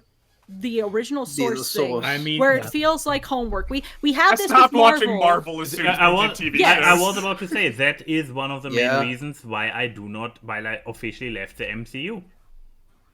You're in it? There's nothing. I was in it. I was Max in is going to be the next Spider person. I wish. The round table we did. I was in every single movie and show, visible at some small point in the background. But it was just I needed to get to so many sets, and most of them were just the same green screen. And I was like, it's getting boring standing in front of a green screen. So I left the MCU. But I have what nothing. saying. Here's my thing. I have nothing against the green screen stuff either, because you know what, visual artists should get their pay. Works, whatever. Yeah. If they pay them well, which they don't. But like, you know, my thing is just I feel like these things, like the Fallout Bible and stuff, should be supplemental material. Like this is exactly. There is nothing wrong with being non-canon, and I feel like, though, there is a sizable portion of the Fallout fandom. I'm not saying current company included, including people watching, but there is a sizable portion of the Fallout fandom that probably would have been angry if this wasn't canon. I feel like the things they do would still make them angry, like the town that got nuked. Oh, I know. The town. If it's not canon, I know. yeah. I'm saying that there is a weird want from multiple fandoms. There's a weird one from multiple. There's a weird one from multiple fandoms for everything to be canon, because everyone wants to stitch a timeline together, and like it's kind of understandable with Fallout, because Fallout is a linear set. Semi-linear set of games. I get that. But like, it's still the thing of like, I feel like we don't need everything to be interconnected. And if you're gonna do that, make it fun, you know? I feel like that's what brings exhaustion with stuff like cinematic universes and stuff. It's like, when everything is connected, there starts to be less stakes, because how you miss do you get one bigger thing than and you that? never catch up again. Yeah, I mean, but you know, Fallout is not the biggest victim of this, but they are part of the problem. Well, that's like the show so almost disappoints me, because it's like, well, now I have to watch it if I want to play the next game, probably. But here's the thing. So far, I completely see and agree the red flags that Key is seeing. But so far, I wouldn't say it's not true. Yes, it's canon, but then you can play Fallout 4 without having played any of the other ones before. So far, every element of the show, except for Fallout 2, fun fact, is standalone. It has its own contained story, which has references to the other ones. But they are all standalone enough. They kind of cheated in the context of the games by having most of the games take place in different locations and therefore being isolated. But the show so far, yes, it does references, and it takes place in the same universe. But it makes a lot of its own original vaults, too, so I will give it that. It is standalone. So far, it is standalone. And if they keep it standalone, that you can... If they make it exactly what you criticize, which I hate, that they make it homework for enjoying anything else in the franchise. If they enrich each other, but are complementary to each other, then I'm okay. Yes. But if they take it the other direction, I'm 100%. It's Bethesda. The next game is going to be a sequel to the show. You know the game is going to I don't want it to. Yeah, that's why I'm saying it's a wait and see. Mm-hmm. And that's why I'm saying Fallout's not the main victim of it. I'm just saying that it has there is the potential for it to become part of a lot of pitfalls. Mm-hmm, mm-hmm. But yeah, either way, you know, if it's a well-made, well-written video game adaptation, we should support it. And it seems like it is, outside of one bit of dumbassery at the beginning. I'm sorry, as a Fallout fan, this seems... As a fan of media, like that is a thing. That's a weird This isn't a spoiler thing out of context. They should not have had it be a big group of people during that scene when they first came in. They should have just had it be Lucy and her dad. Then it would have made sense, because I can believe those two are dumb enough to not do it. They're dumb vault dwellers. What do they know on the Statistically, there has to be one smart person in that group. Do you guys remember the ending of Eternals, the MCU Eternals? I didn't watch it. Why do you want me to remember it? There's like a giant titan that springs out of the earth or the moon or something. And since everything is connected, since everything is canon, basically, to the MCU, we are expected to believe that in the next, Captain America movie, they're just going to gloss over the fact that, a giant titan is just on the Earth now. No, a hand, the titan, spoilers, because fuck this movie, it's not worth your time. The Earth is basically a giant, whatever they're called, titans? No. galactic, whatever. Those Sure, whatever. cosmic we know, Yeah, I was gonna- thingies. Yes. They yes. are, The I love Steven Universe. Yeah, the Earth is basically cluster. yes, it is. It is basically It is a cluster. The Earth is an egg for one of those larger than solar system space creatures, and it's starting to hatch and break out of it, and the hand comes out of the crust. The hand of this being is out of the Earth when the movie ends. And it stays out of the Earth. So the Earth got caught on fire because the atmosphere was interrupted that way, right? Everyone's dead on Earth because that would do that. Nope, it just came out and then it got stopped and that's where it stayed. And then I hope in the new Deadpool movie he teleports to that hand, gives it a high five, and leaves. Honestly, Just Deadpool's to the only justify one who could its say that. existence. It's the I want it to be like the Deadpool Hollywood only- sign in BoJack Horseman, where it's just always in the background and no one mentions acknowledges it, no exactly. one mentions it. I think might start watching Marvel movies again if every shot's just a big fucking hand in the background. and no talks I about want I wanted to just be doing like in Digital Circus episode 2, where in the background you see the little gummy gators doing little dances and stuff, and just doing little shit in the background, just like. I anyways. might watch Marvel movies again. Anyway. I think we exhausted Yes. Fallout. Yes. I think we knew. We're talking that about Marvel. topic. We Hey. exhausted Yeah. Fallout. Man. So, art of the week. The fun thing is we have the commissioner behind this art in this room. Robert, I didn't know you would commission such nice art. I used AI. I can't. I don't want on my turn. Oh God. Really? Lauren is now officially just an AI bot. She Yeah. draws fast enough. You that named she the might as robot well Lauren. be a robot. Like, but yeah, no, I commissioned this. I have no reason. I like gifting art, and I had a cute idea, and Lauren's commissions are open actively. Plug. And I was like, "Can you draw this?" The backstory of it is basically when Max makes coffee, he does a plank while the coffee's being made. I was gonna say. And goes yip yip, and then someone's holding paste in front of him, and the ferret just has a nice little lick of paste. Yeah, he jumps then- on my back, and that's the thing. The picture is actually a lie on multiple levels. I mean, the fact that I'm actually a ferret. You aren't a ferret? No, this is actually the one aspect that's true. I never actually wear sports gear. He was because... the ferret in MCU. You saw him. He was an Exactly. Rocket Raccoon. So no, I actually don't wear sports gear because I just wear it's just 1 minute in the morning and then sometimes in the afternoon. So I just do it in my normal street clothes.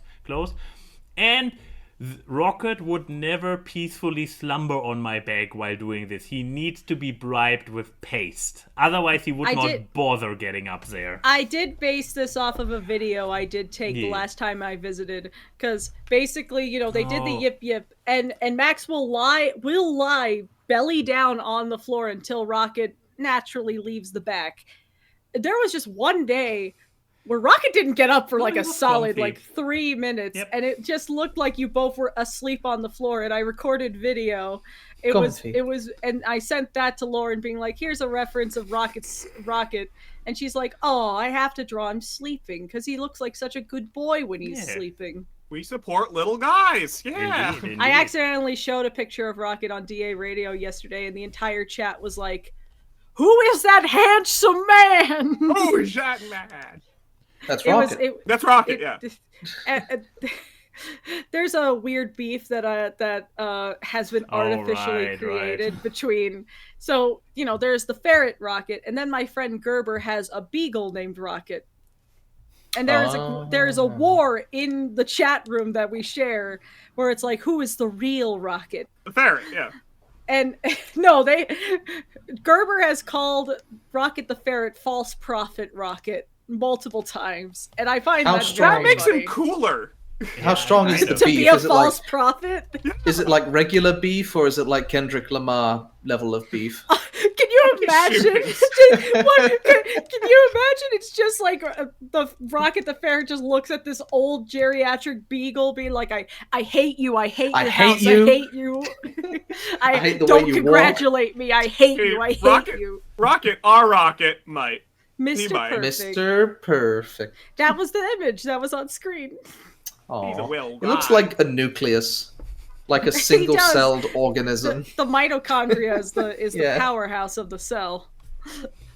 But yeah, it's a cute art. I really love this artwork. She did such a good job. It's also very funny to look at this and see how much her style has evolved since designing your persona years ago. Oh yeah, which is also by her. The She's made you so much more muscular. She's gotten so good at drawing furries that it's like, how... Stop saying you're not one. I want art from a DreamWorks producer. Are you kidding me? Sounds amazing. Hashtag goals. You can commission her now! Yeah. You can. It's her pinned tweet. And you better do it soon because I can't say things, but I know she's going to be busy very soon with something. She hasn't announced it yet, so I can't say it. Man, let me tell you, that was at all times. Oh man, let me tell you, it was fucking hard.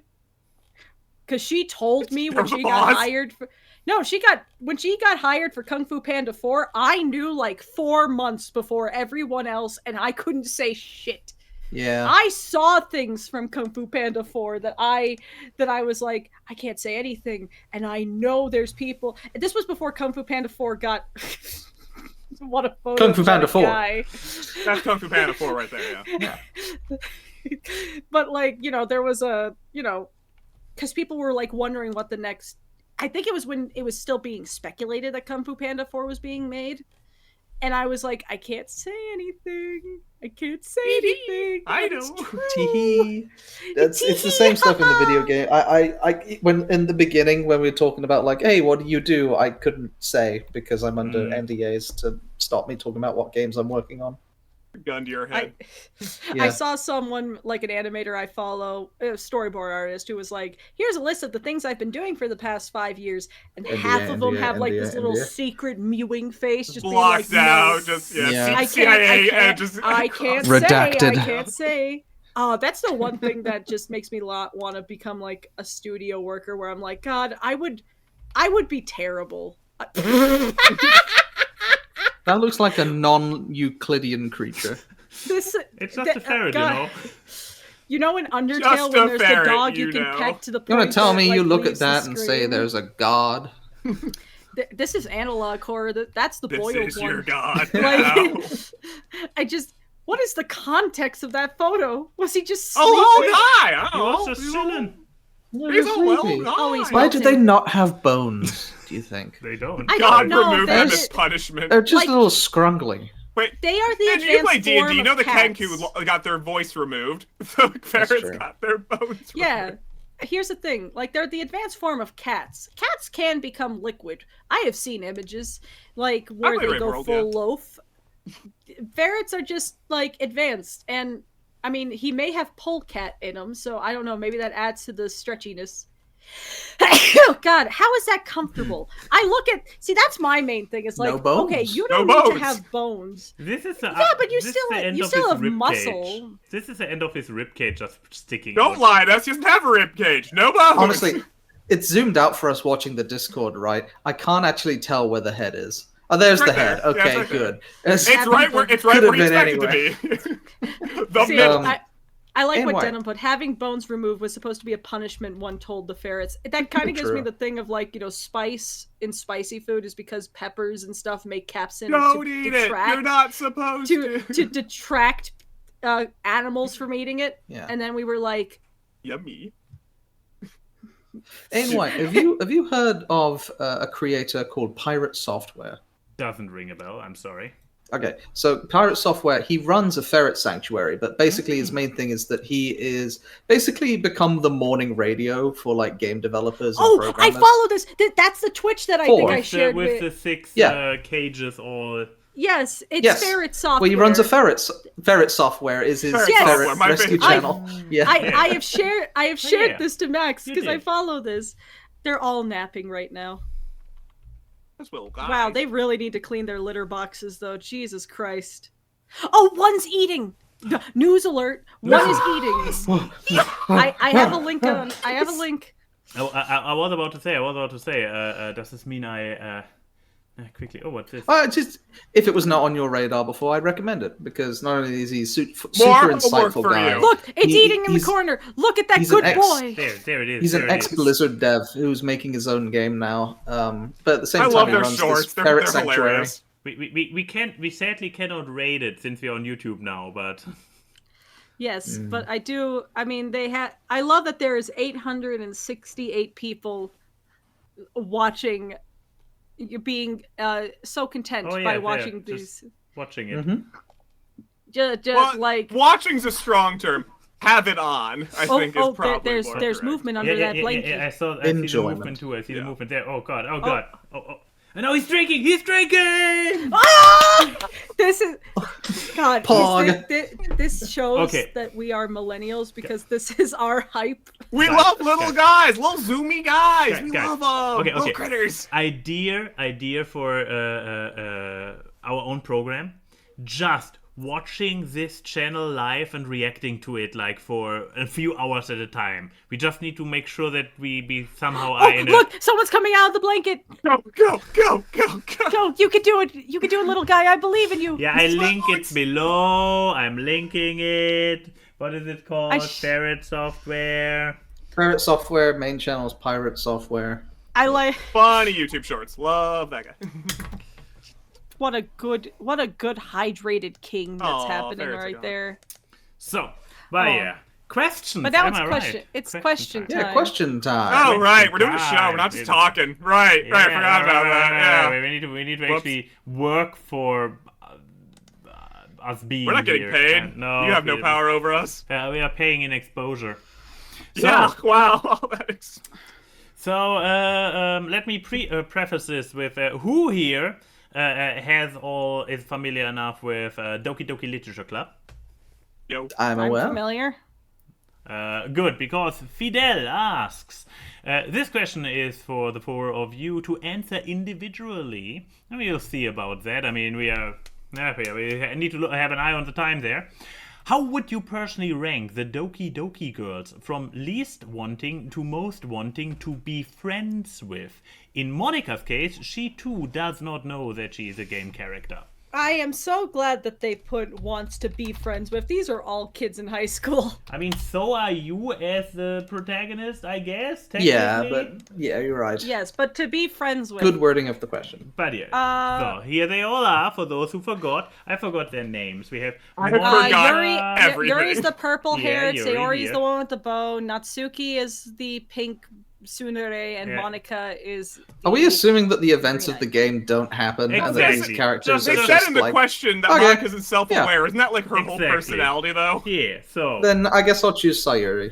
as your top one, the Yeah. this childhood friend, the neighborhood. The childhood Yes. friend. Okay. Girl She's next fun. door. She's very bubbly. It's a damn Oh, no, shame there's where the such game takes her. Cut out Oh. characters because that's the point. So I don't know. Yeah. Do we just go? Like, you're picking your everybody favorite gets to pick archetype one. of- Yeah, exactly. Everybody gets to pick Yeah. one. Okay, Chuggle, you are guest. Who do you pick next? So Rory is already taken. Monica, come on. Monica, Great. okay. Damn you. This man Fuck has you. this man has no fear. That man has no fear. Okay, You know, T. it's fine. I cannot... It's great. Go on. Hi. Go on. Do it later. Here's the thing. Do I pick Natsuki so you get stuck with the weird knife peeing on letters chick, or do I go with Yuri and you get They're stuck fri- with it's just the friends. annoying brat? I believe all the psychosis does not happen. They're just friends. They're Just go Yeah, by they're the just regular. baseline. So Oh, she's just okay, a brat, so basically. So brat versus Fluttershy. Okay. Two I'm gonna fates go worse with the than death. brat. I don't think I could handle someone that shy all the time. There goes my chance to get my tsundere. Oh yeah, yeah. I mean, she reads. I don't read, so maybe. But I listen to She audio. can read to you. Exactly. She can be my personal You can audio learn the book. joys of literature. I will say, Okay. if they're voiced by the Game Grumps, I'm choosing Monica. Yes. Isn't that Aaron's just Aaron like, doing his robot Hello. voice? Yeah. I do. the Oh, fucking that robot God, that Monica. means that I'm getting Natsuki, which I think is just Aaron going like, "Hey, you know, I don't really want to. Yeah, we enhanced the question. They are voiced by the Right. And then Sayori is like, isn't that just Dan being like, "Hey, bud, how you doing?" Yeah, they're talking about Clifford the Big Red Dog. Oh, it's Clifford the Big Red Stab Wound. But yeah, I guess we don't have to, since we agreed they're all high school kids, we don't have to go with an FMK on them. So we all picked our one favorite, and that all is right, a sufficient answer to Moving the on. question. Yes, I'm gonna pick the next one. Also, just want to point out, on ferret software, there was a ferret that woke up, got out of their hammock, walked downstairs through the 3 cages on the bottom, climbed up, and entered the bed on the opposite end. Excellent. It's like the cold side of the pillow. As a ferret owner, I can confirm this is peak ferret. Very based. Okay, so next, Grieving Gummy Goo Support Group asks. Oh, great name. Ask Awkward, would you rather be a bee or be a wasp? Time to separate normal functioning adults who regularly contribute to society from the ungovernable sociopaths today. All right. Like this is a very loaded question. Yeah, there's a bias here. Would you rather be a bee or a wasp? I mean, bee, because bees are cool, and I have a fear of wasps. Like, it's the only thing I know you have a fear of wasps. I remember seeing you run around a pizzeria being very scared of wasps. But isn't this the ultimate conquering your own fear by becoming the wasp? No, this because is then you I have to being hang out afraid with of your own wasps all day. reflection. Yeah, you have to see wasp to be a wasp. Anyway, I pick wasp. Okay, because? Why? They're little tunnel guys. They live underground. That sounds fun. He likes be a little scaring guy. me. Just be a little guy. Chuckle's just gonna haunt you, be like, They hey. dig around bizarre underground. adventure. They're little assholes. I love them. They're just guys. They're just little freaks. Okay, Max, what do you want to be? You see, I probably would have gone with B until Wolfhead gave a little bit of bias about it.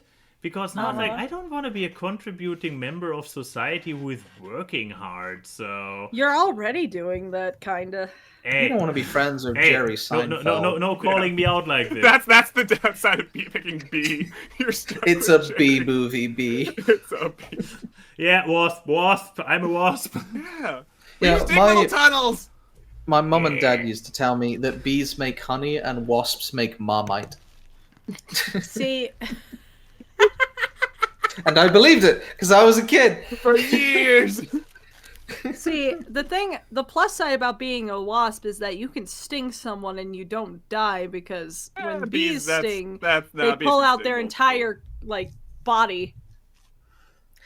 But on the other hand... We're all stuck under a queen, though. Yeah, that's the thing. I mean, I'm used to it. You guys would have it so easy if you guys were bees, because you'd all be drones. Your only job would be fertilizing eggs. I don't want that. That's weird. Don't say that words out loud. Me being a bee would suck, because female bees are the ones that actually go out and do the work and get swatted by terrified people who don't understand. I'm just trying to get pollen. I just want to dig tunnels. I lived under a monarch for most of my life, so I can't particularly complain. Yes, that's the big question. Wolfhead, I know you're in the chat. Can I be the queen bee if I was the... Oh no, then I'd be giving birth all the time. Yeah. Do you want to be B-frame? No, I'm gonna be a wasp. So many eggs, so much larva. Bees have Here's the thing: bees have so many responsibilities and are put upon a pedestal because of it. Wasps, you know what to expect with wasps. Wasps are just meant to fuck shit up and take no names. Yeah. So I'm gonna be. I like that. Here's Ninja the bee. Yeah, we've all circled around to wasps. Just a happy little guy. Beat him up! I need an artwork of just British being like this little fuzzy bee, and then there's just... Hey, wasp pollinate too. Don't spread falsities, Wolfhead. I've seen so many videos of a wasp invading a beehive, and then the bees smother it to death. Oh yeah, no, they literally how, suffocate them or pop them with body. They overheat them. It's hilarious. Yeah, that's how those killer hornets get killed by bees, because they try to go in there and then the bees just do their little fuzzy buzz. And I'm a fan of unions. What can I say? Yeah, that's a good point. We're the Pinkertons.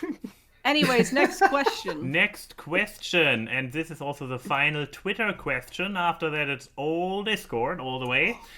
J-Rock also has his traditional would you rather for us. I think I saw this one, Yeah. Would you rather solve Pinhead's puzzle box from the Hellraiser franchise or play one of Jigsaw's game from the Saw franchise? Right. Now, I'm gonna need some help because I'm uncultured. Okay. Yeah, Hellraiser, you just die, right? Like, no matter what, you just will die. Jesus wept. How do you survive the hell dive? Helldivers. How You don't. do you survive? Much like the Helldivers, Hellraiser? you don't. How do you? Is the puzzle easy to solve? What's its chances? Listen, I feel okay. Well, I think you solve it and then you die. Yine. You what are the dudes called again? They are the species that Needlehead is from.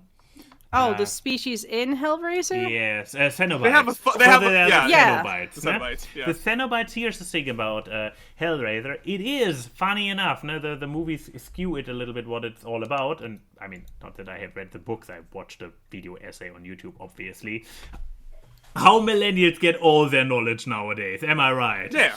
You could get an audiobook. It's a novella. It's not even a full book. I listen to 9-hour video essays of things I haven't watched. Come on. I'm listening to about a 20-minute episode. I know. Same here. So the thing about the Cenobites is that they are you are kind of bringing yourself voluntarily into it. You get sucked in their dimension of BDSM and lust. That's the thing. They are not all about getting ripped into pieces. They are actually about ripping other people into. No, it's actually I believe the whole thing is that they are on such a heightened form of they're reaching the absolute peak of pleasure that comes with pain. Like that is the thing. They are like extra dimensional sadomasochists. Like, they cannot differentiate pain and pleasure. That's their whole thing. So what happens if we solve the box? I guess that's the question. I forget. You just die, right? You summon them. Yeah. But then, why would I want to summon them? Yeah. Because you want to reach the total peak of pleasure. I feel like with Saw and Jigsaw's traps, right, it really is a 50-50 because they've really varied over the franchises, right, where some of them are like an understandable and achievable thing, and then the other one is, hey, do you want to basically nearly kill yourself, where you'll basically bleed out anyways, but there's a chance you'll survive it? Because some of them are just not fair. Oh, I'm a little bitch. I'd die immediately. If I went into a Saw trap fully knowing that I was going to be in a Saw trap, I think I would do okay. Because I swear, half the traps, people are like, oh my god, get me out of here. Won't somebody come help me? Then they're just wasting time when they could be solving the trap, basically. Mm-hmm. So I think if I'm going into it... I die. If I'm going into it, it's like, hello, Rob, you need to cut off a finger because you smoked a cigarette once and that was cringe. True and base, though. If that was what Jigsaw said, that would be great. I want that. Millennial that Jigsaw. That'd be great. John Kramer finally dies. Give them enough sequels, and we will literally hear that line uttered. Where's my You know what? God, Where's my American Pie Saw crossover movie? Jigsaw would hate cancel culture. Can you imagine the guy has the lollipop thing, the fucking bear trap on his mouth because he gave fucking Sloppy Toppy to Tara Reid in one of the movies? I guess the person outside did not like that idea. Okay. But yeah, so to going around, what are your answers? I'm going with Jigsaw. I die either way. It doesn't matter. I'm probably dead either way too, if I'm honest. But I picked the villain I know, I guess. I don't know anything about Hellraiser. I guess I don't want to die to my stupidity, so I guess Jigsaw, yeah. Okay. I die to stupidity either way. I die. I don't know. I'm going to go with Hellraiser. Because you know what? If I solve the puzzle and I summon them, at least I get my rocks off once before I get... Because look, before Jesus wept, the guy was laughing. So I guess I'll go with that because it's if I see Nirvana before I die, at least it would have been a fun way to go.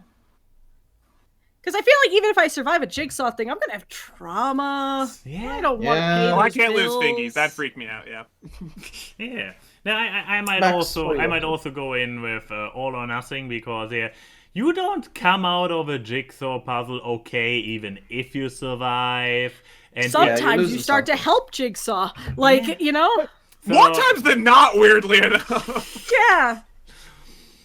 So yeah, that's basically just a cult, and the other one it's just a cult. They're both... an extra dimensional. No, the other one is not a cult. They are the real deal. Yeah. They just are. Those they have elder gods or something. Yeah, they are those creatures that are lust and torture and pain incarnate. The thing is, I'm not deep enough into anything like with pain and shit, but I guess you learn it when you're there, because it's like you're stuck with that, buddy. Good luck. Here's the thing: you could become one of the Cenobites, then they are recruited by people who play too much. They are recruited. I know the girl one was like, I know that her backstory. She did start as a human, so like you know, you could just get recruited, and then if you're not the one who's Jigsaw, I was about to say most conflicted. Turns out it's just a cult. It's crazy. Turns out it's you die. I don't know. It's this. Here's the there you thing. go. Great question. I have been on the internet too long. I've seen so much. Only a Cenobite can get me. So you two are into it. That's what we've decided. That's like Randy in the episode where the internet went out being I can't look at Playboy. So you two into it. Anyways, Ninja not into question. it. Got it. Magical Dude says, if you could have 250 of anything, what would it be and why? $1 million of a podcast on the internet. No, okay, 250 of something. So it's also not 250. It's not a too huge number. I mean, if it would be 10,000, some things 10,000 is just too much. 250 is a number that is certain things work with it well, while others don't. So think hard about it. Dollars, says Fidel. Well, no, I said $1 million. Dollars. $250 million. Too much. I was on a simulator before. I just googled the price of Bitcoin right now. Is one Bitcoin $250? No. Bitcoin is currently at $48,000. So I'll choose 250 Bitcoins. So sorry, it leads to at how many dollars? $48,000. Alexa, what's 48,000 times 250? 48,000 times 250 is 12 million. Jesus Christ! 12 million is still a little bit. They're still better than 250 million. Yeah, it's 12 million. I guess it's not. Listen, if I wake up with 250 million, the IRS is coming to kill me. No Bitcoin. They're putting new rules live. You can't. You can't ask make what a we rule. want. Fine, just so I can show off. 250. I trade more Pokemon cards. I got these framed. I fucking love Pokemon cards more. 250. Okay, here's the thing. 250 Pokemon packs, because you the can packs, get 200. 100%. Yeah. Yeah, okay, because I was gonna say you can get you could do a monkey's paw thing and be like, I want 250 Pokemon cards, and it's just. I opened about commons. 50 packs on Easter and got nothing. It was great. Ooh, that's always the worst part, is when you buy a full booster and there's one rare. Oh, I had multiple that just was hoarding, and I'm like, you know what? I need to stream for Easter, so I'm just going to open them all. I got this one trainer card that was just a freaking bowl that was worth $6. I got a bunch of those. I'm like, this is so boring. This is boring. Right. I want the Pokemon. I want the cool things. I'm gonna paint a picture for you all for my 250. Please. This is not something that I keep, but this is an experience that I want to have that involves 250 of something. I want a room filled with 250 puppies. Yeah, the puppy house. And I just go in there for an hour and just enjoy puppies. Yeah. There is no greater feeling than puppies with hats. That's just the best. It doesn't get, Yes. it doesn't get better Okay, than Magical. that. Can I add 250 hats onto these 250 puppies? No. It's just 250 puppies with hats. Problem solved. Yeah, There we go. Yeah. And I need them to be like all the dachshunds wear cowboy hats, all the beagles wear little top hats. Now let the dogs their breeds choose. are They'll defined find by it. hats. They'll find their hat. All the Labradors, they have to wear hats that are way too small for them. Clearly, the smartest answer is 250 IQ. Ooh, multi-layer joke. I see what you did there. Shit, I need to still find something. Pick a Reddit, like 250 Steve Buscemi's. That sounds nice. Boss, you wouldn't be able And just to let tell them loose. 250 of them in an hour. Says you! Says you! Challenge accepted. And how dare you not believe that I wouldn't just lie on the ground and be like, come to me! Imagine the smell. Crazy cat lady, but instead it's I puppies with raised hats. 2 litters of newborn puppies back when I Yeah, how bad when was I it? was a kid. Oh, it smelled terrible. Now you're multiplying that by like 10. You get used to the scent. It's like owning like a stinky animal. You eventually don't smell the stink. It's like How do you being know a about smoker. owning stinky Eventually you animals don't there, smell the Max? Smoke. Rocket doesn't stink too bad. Oh, that's He has someone a that has no sense of smell. I don't know. You have no sense of smell? Nope. How do you Dove killed it. How do you taste? With my mouth. But isn't your sense of smell connected to taste? Surprisingly, no. Huh. Yeah. Anyways, Max, 250 of something. I don't know. I'm trying, but it's a tricky number. It's like, no, for certain things, it's too much. Like, no, It is an adequate amount.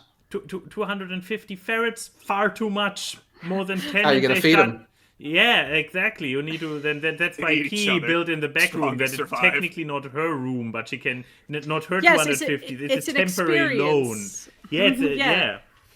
You're just loaning 250 You're just getting an hour with the ferrets. 250 ferrets, yeah. Yeah, no, you get 250 ferrets, hire a trainer, and then you have an army and you start robbing banks. No, I have a business.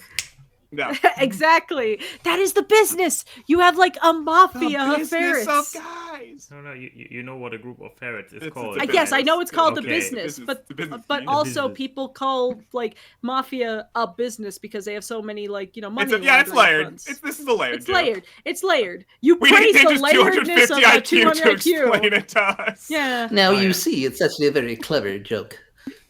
but okay. To- What about a storage unit filled with 250 backup computer towers with Photoshop installed on them? Because Lord knows we had that issue. Hope not that I burn through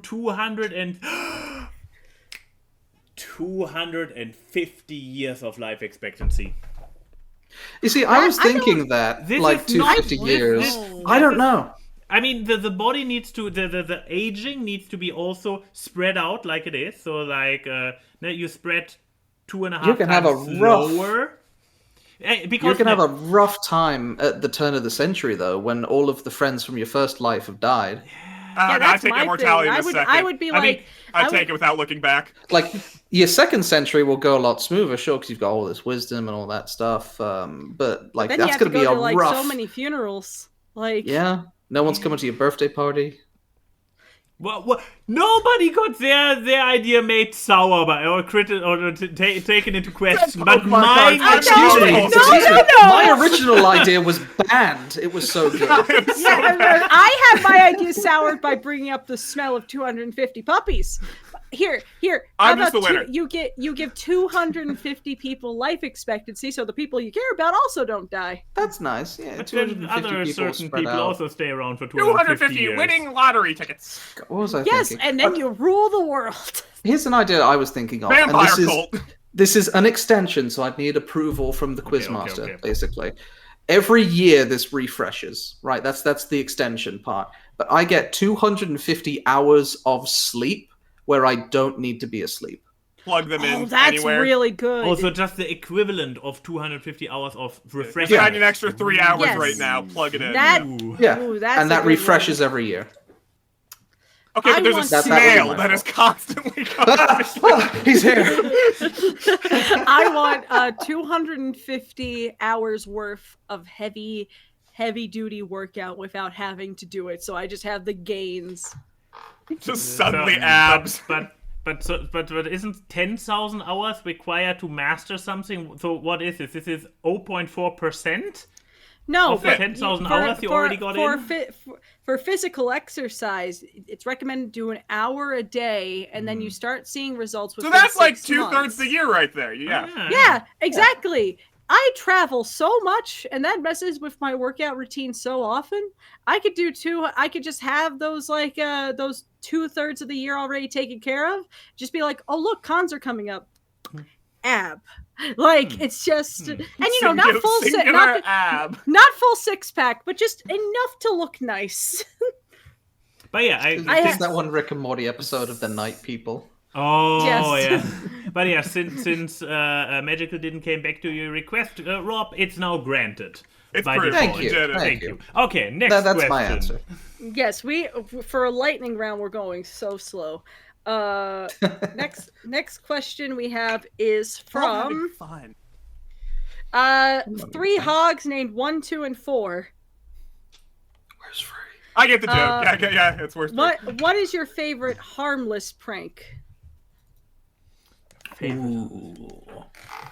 What if I like to Designate harm? harm. You just like gaslighting. I don't know. Is that harmful? Is playful gaslighting harmful? I mean, I don't think it's that bad. I just love convincing people it's the wrong time of day.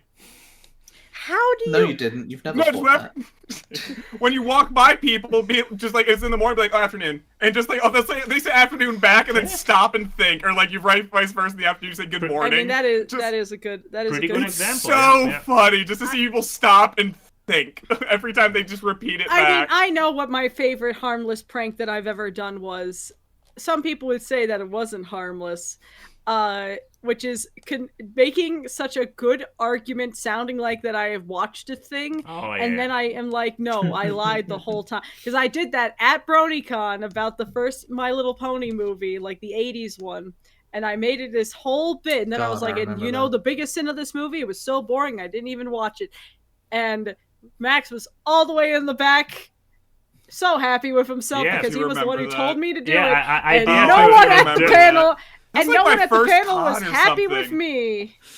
Like it was, no one at that panel was happy with me. You died a legend. And you did it a second time for Cart Before the Pony.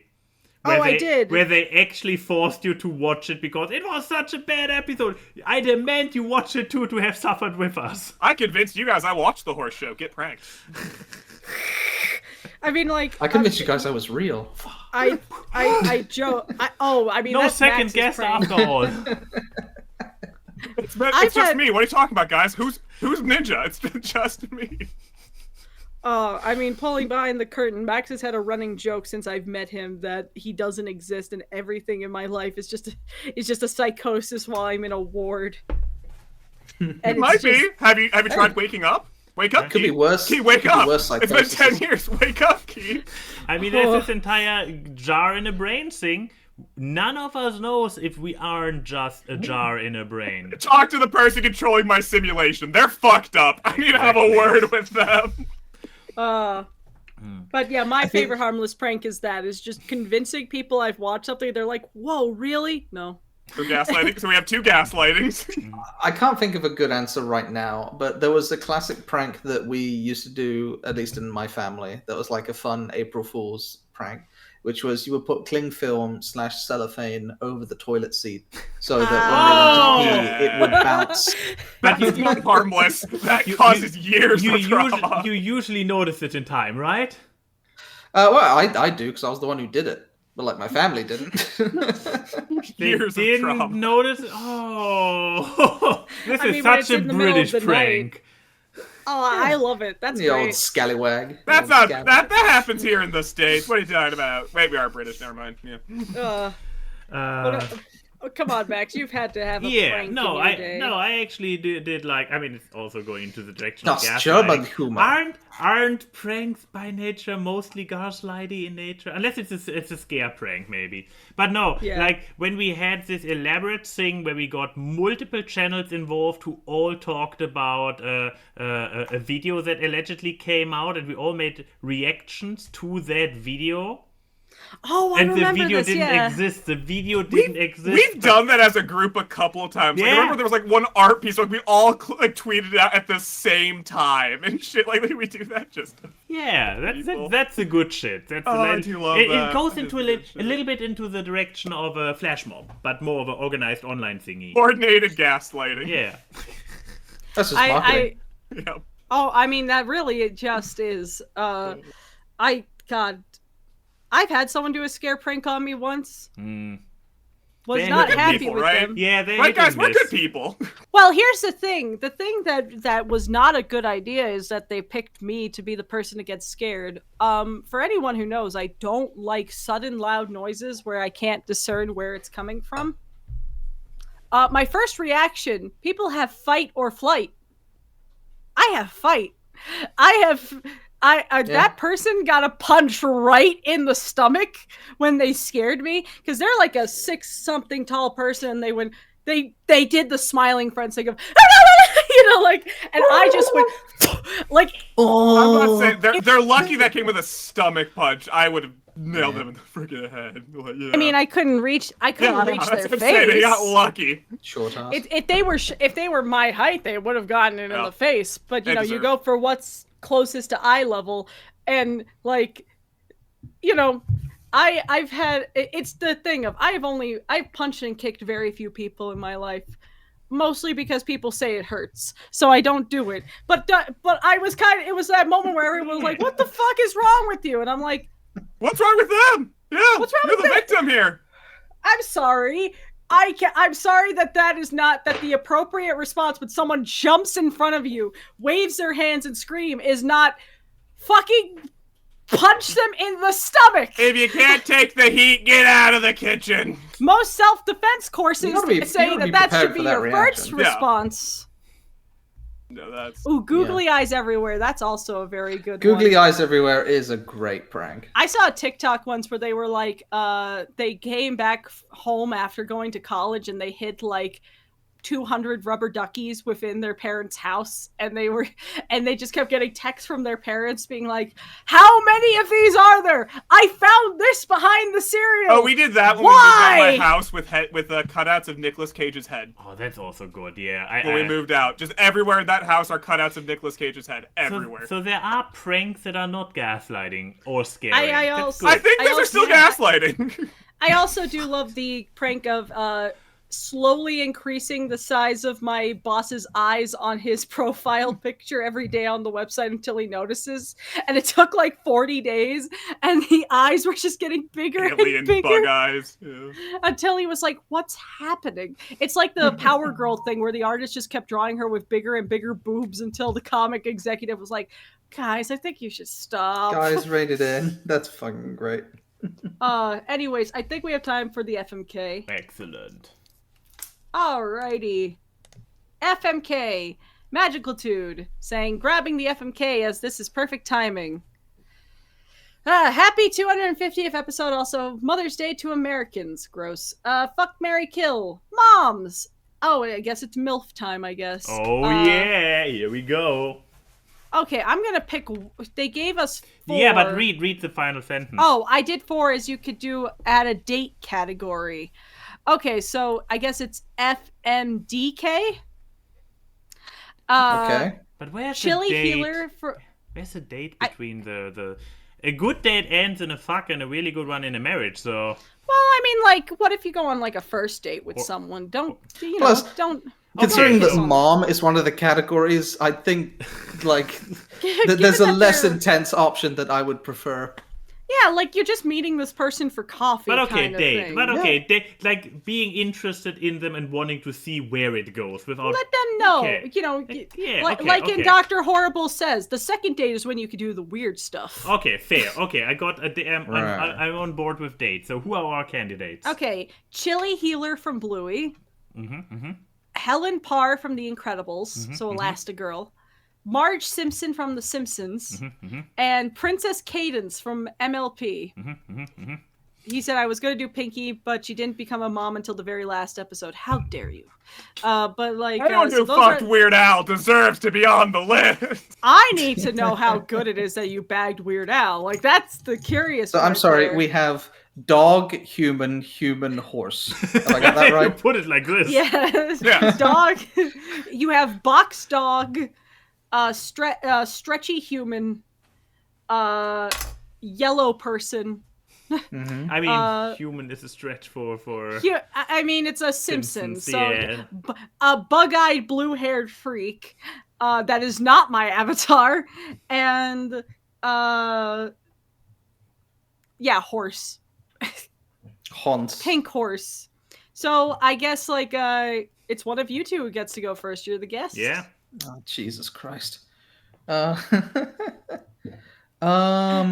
Which I one think- wants to say yeah. they're gonna fuck the dog? Who's gonna be the dog fucker?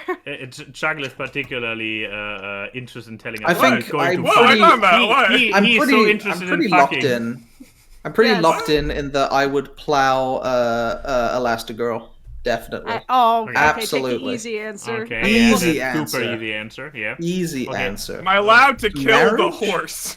Let's see. I- Whatever let's British see. doesn't take, you can take.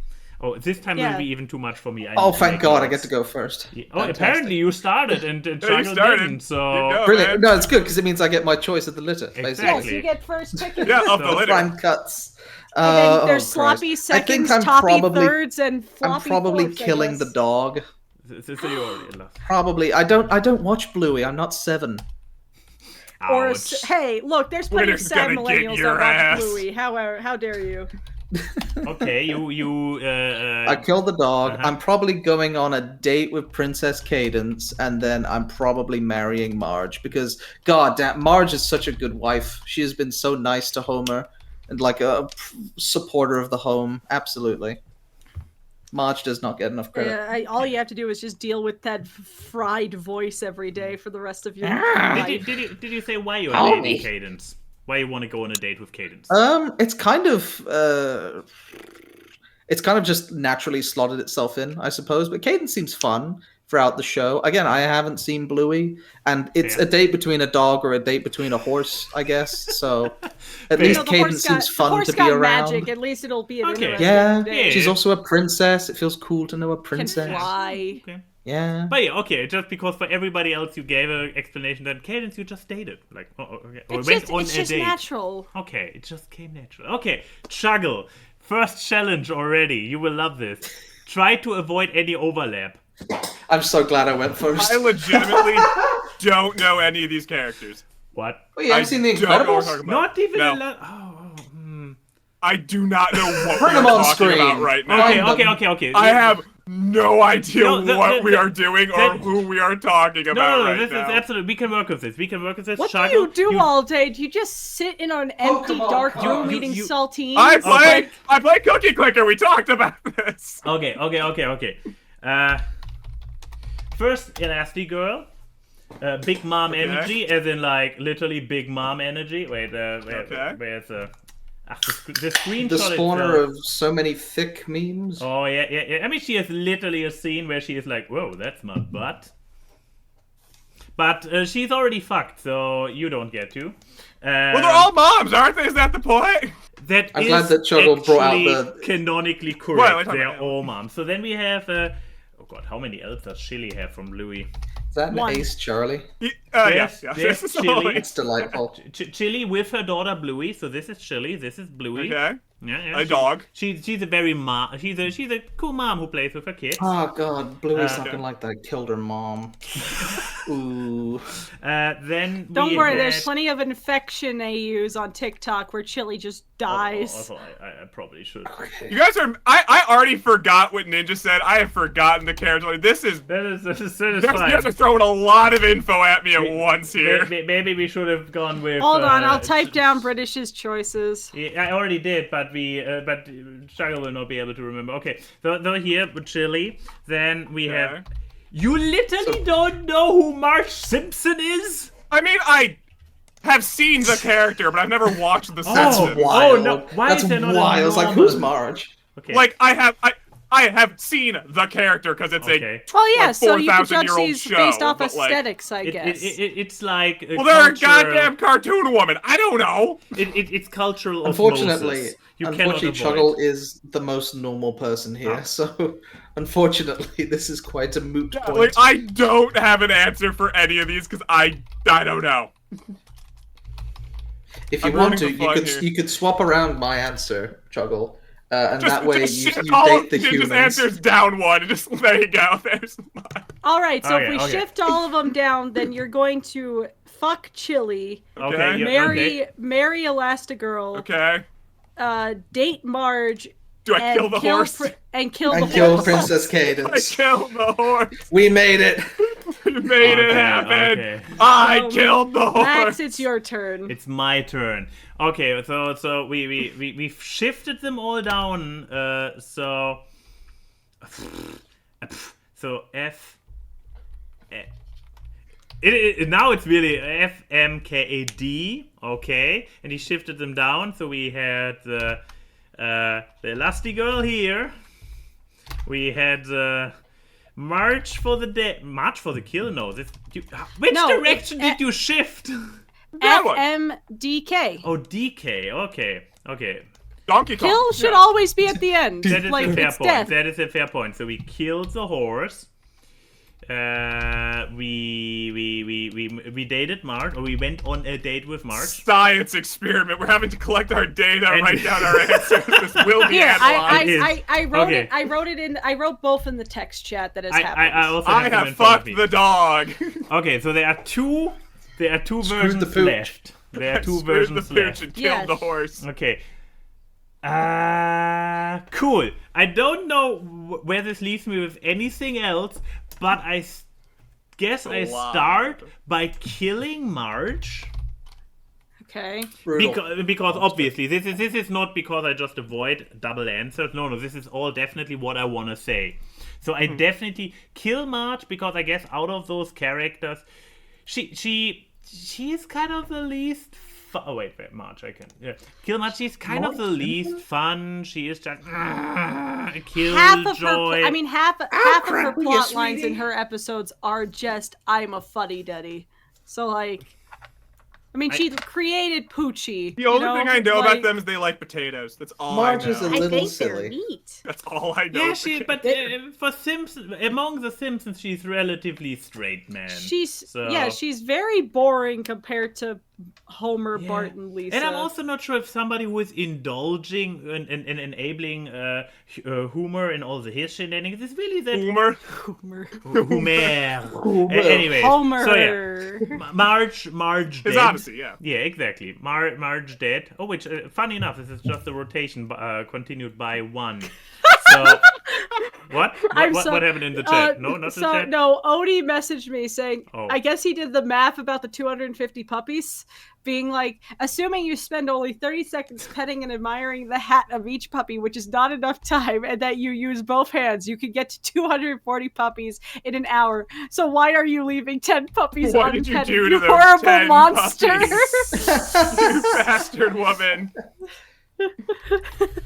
Monster. Oh no! I'll just use my feet to pet them. I'll increase my Now output you're a by... foot guy. Look what you did to those poor puppies. Okay, I finished my rotation. Okay. Okay, so I killed Marge. I gave you my reasons. Hashtag change my mind. Wait. No. Change my mind. No. Then I'm going to go on a date with Elastigirl, which is like, yeah, she has stories to tell. She's a fucking superhero. Like, that is true. Yes. I mean, She is a fucking superhero. She has kids. Yeah. Obviously, the woman who is literally Stretch incarnate would be a great fuck, but I definitely don't pissed about this option being taken away from me and just being able to go on a date with her. Hey, who cares? Snapped in there first. Sorry. But guests go first. This is just being. You can change the rules. It's your podcast. No. So yeah, exactly. We made we're those powerless. rules. Yeah. So yeah, Elastigirl, but no, she has stories to tell, and just going on a date with her might end up in a crime, in fighting crimes. Like oh no, she gets a call, and then she suddenly goes on an adventure, and I'm like, I'm there in the middle of a good superhero movie. Sorry, I'm just imagining you go on a date and she's like, I had a great time, and then Rob pulls up in like a sports car being like, hey babe, come on, let's go to make that point. just him pushing up his sunglasses with his middle finger at you being like, sup man? Cool guy, Rob. Replacing me once again. Why does he keep doing that? Okay. That's another harmless prank. There we go. Okay, here's an answer. Cucking, the most harmless prank of all. Okay, here. Depending on who you ask. What? I only now caught up to what it... This is not a victim. This is not a victimless reaction. This is not a victimless prank. This is a serious traumatic experience. How dare you? Anyway, so I actually, I might have gotten the golden answer for marriage. Oh, I got chili. I got true. chili for marriage. So if I would want to have marriage with kids, if I wanted to have kids, then Chili is a fantastic mom. No, she's a straight man to bandits, shenanigans, but she's also still somebody who is fun, who knows when to put her foot down, but in a friendly way. She always has a smile. She has patience with her. Just seeing what she is. You'd have great stepkids with Bluey and but Bingo. Exactly, but just seeing what she is willing to go along with just smile and whatnot, like what she's able to tolerate. I guess this is something. You need someone who can fix you. Got it. No, just somebody who tolerates my unfixedness. And well, you're fucking a horse. I apparently am going to fulfill the brony stereotype. Moving on. Key, what are your answers? I mean, look, I'll give you this. She is like literally the princess of love, so you got to imagine she knows some spells to be freaky. I mean, I have read some fan fictions. Yeah. Where she is the catalyst. What combination does this leave? I guess I can. Can you write down the combination and I'll cold read? Like I can. Yeah, I mean, I can. I can give you the missing the remaining one. Okay. Let me see. Where is? You have to justify the leftovers. Yeah, let me get this out of here. I need more screens. I mean, that's always what happens with either me or him being one of the the last ones. Is we have to. We've been here before. We're aware. Yeah, you know the song and dance. Exactly. So nothing was funnier than me having to defend Smasher Pass on a con for characters I did not know. I fought for my life up there. There's video of it somewhere. So I guess. Oh yeah, is that the one with Bill Newton being there, or no, us screaming Bill's name? So you will be effing Marge. Yeah, I was about to say it's a question which order we want to go. Tell us what you need first. I need kill first. You need your kill first. Your kill is Elastigirl. Oh God, that's. You killed a mother. Are you happy? Well, they're all mothers. Come on now. You know what? Here's the thing. Mm-hmm. A great superhero comes with a traumatic backstory. Violet and Jack and Dash, they come from a very healthy family. They don't have enough trauma yet to be a great superhero. I'm just gonna give that to them. Two movies? Putting their Did mother they not in get a taffy trauma in puller. those movies? Oh, so you want to give the children the Batman treatment to make them unleash their full potential.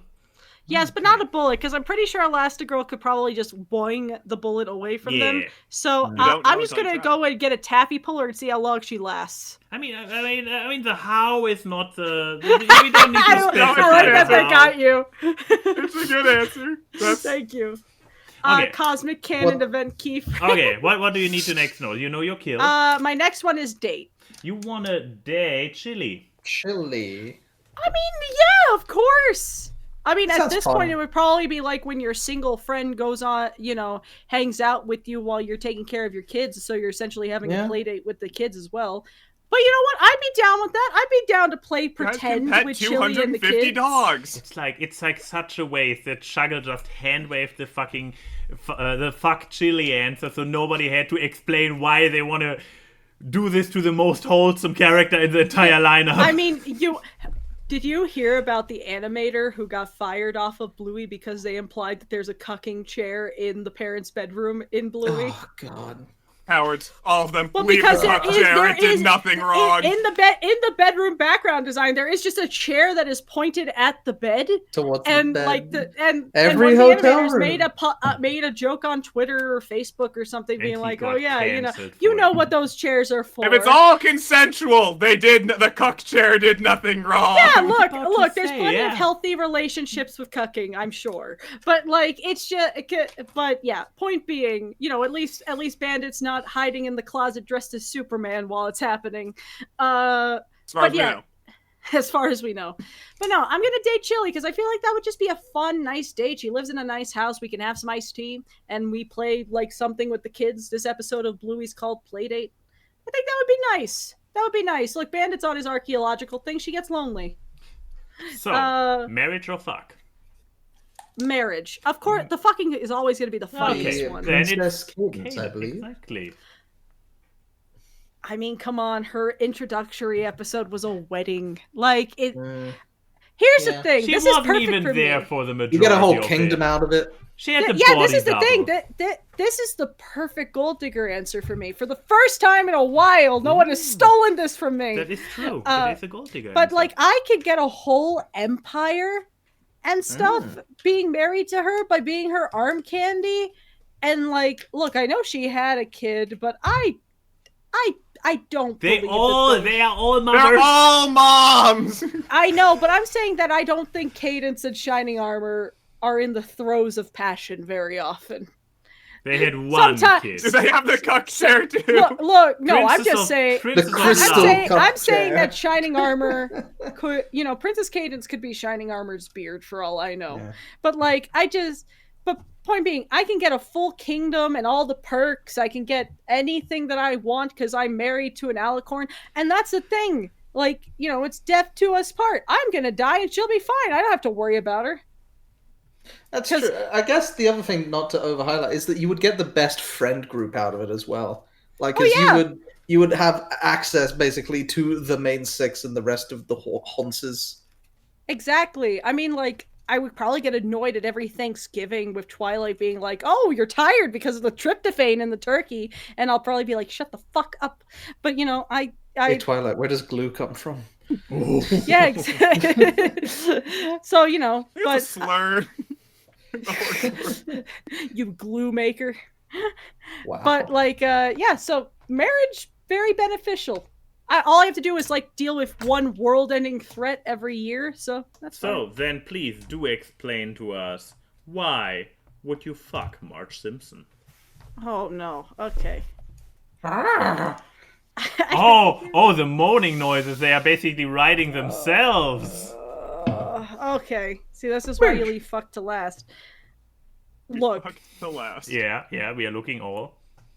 of the characters, like she ties with Helen with having the most kids, right? So I was waiting to bring up kids again. You brought like all here's of the them. thing, she has 3 kids. Very nice body for having 3 kids. And they were all procreated fairly close together in ages. So that means that like Homer and her must have like a very healthy bedroom life. So Yeah, it's kind I'd say that. so it's like, how good must she be?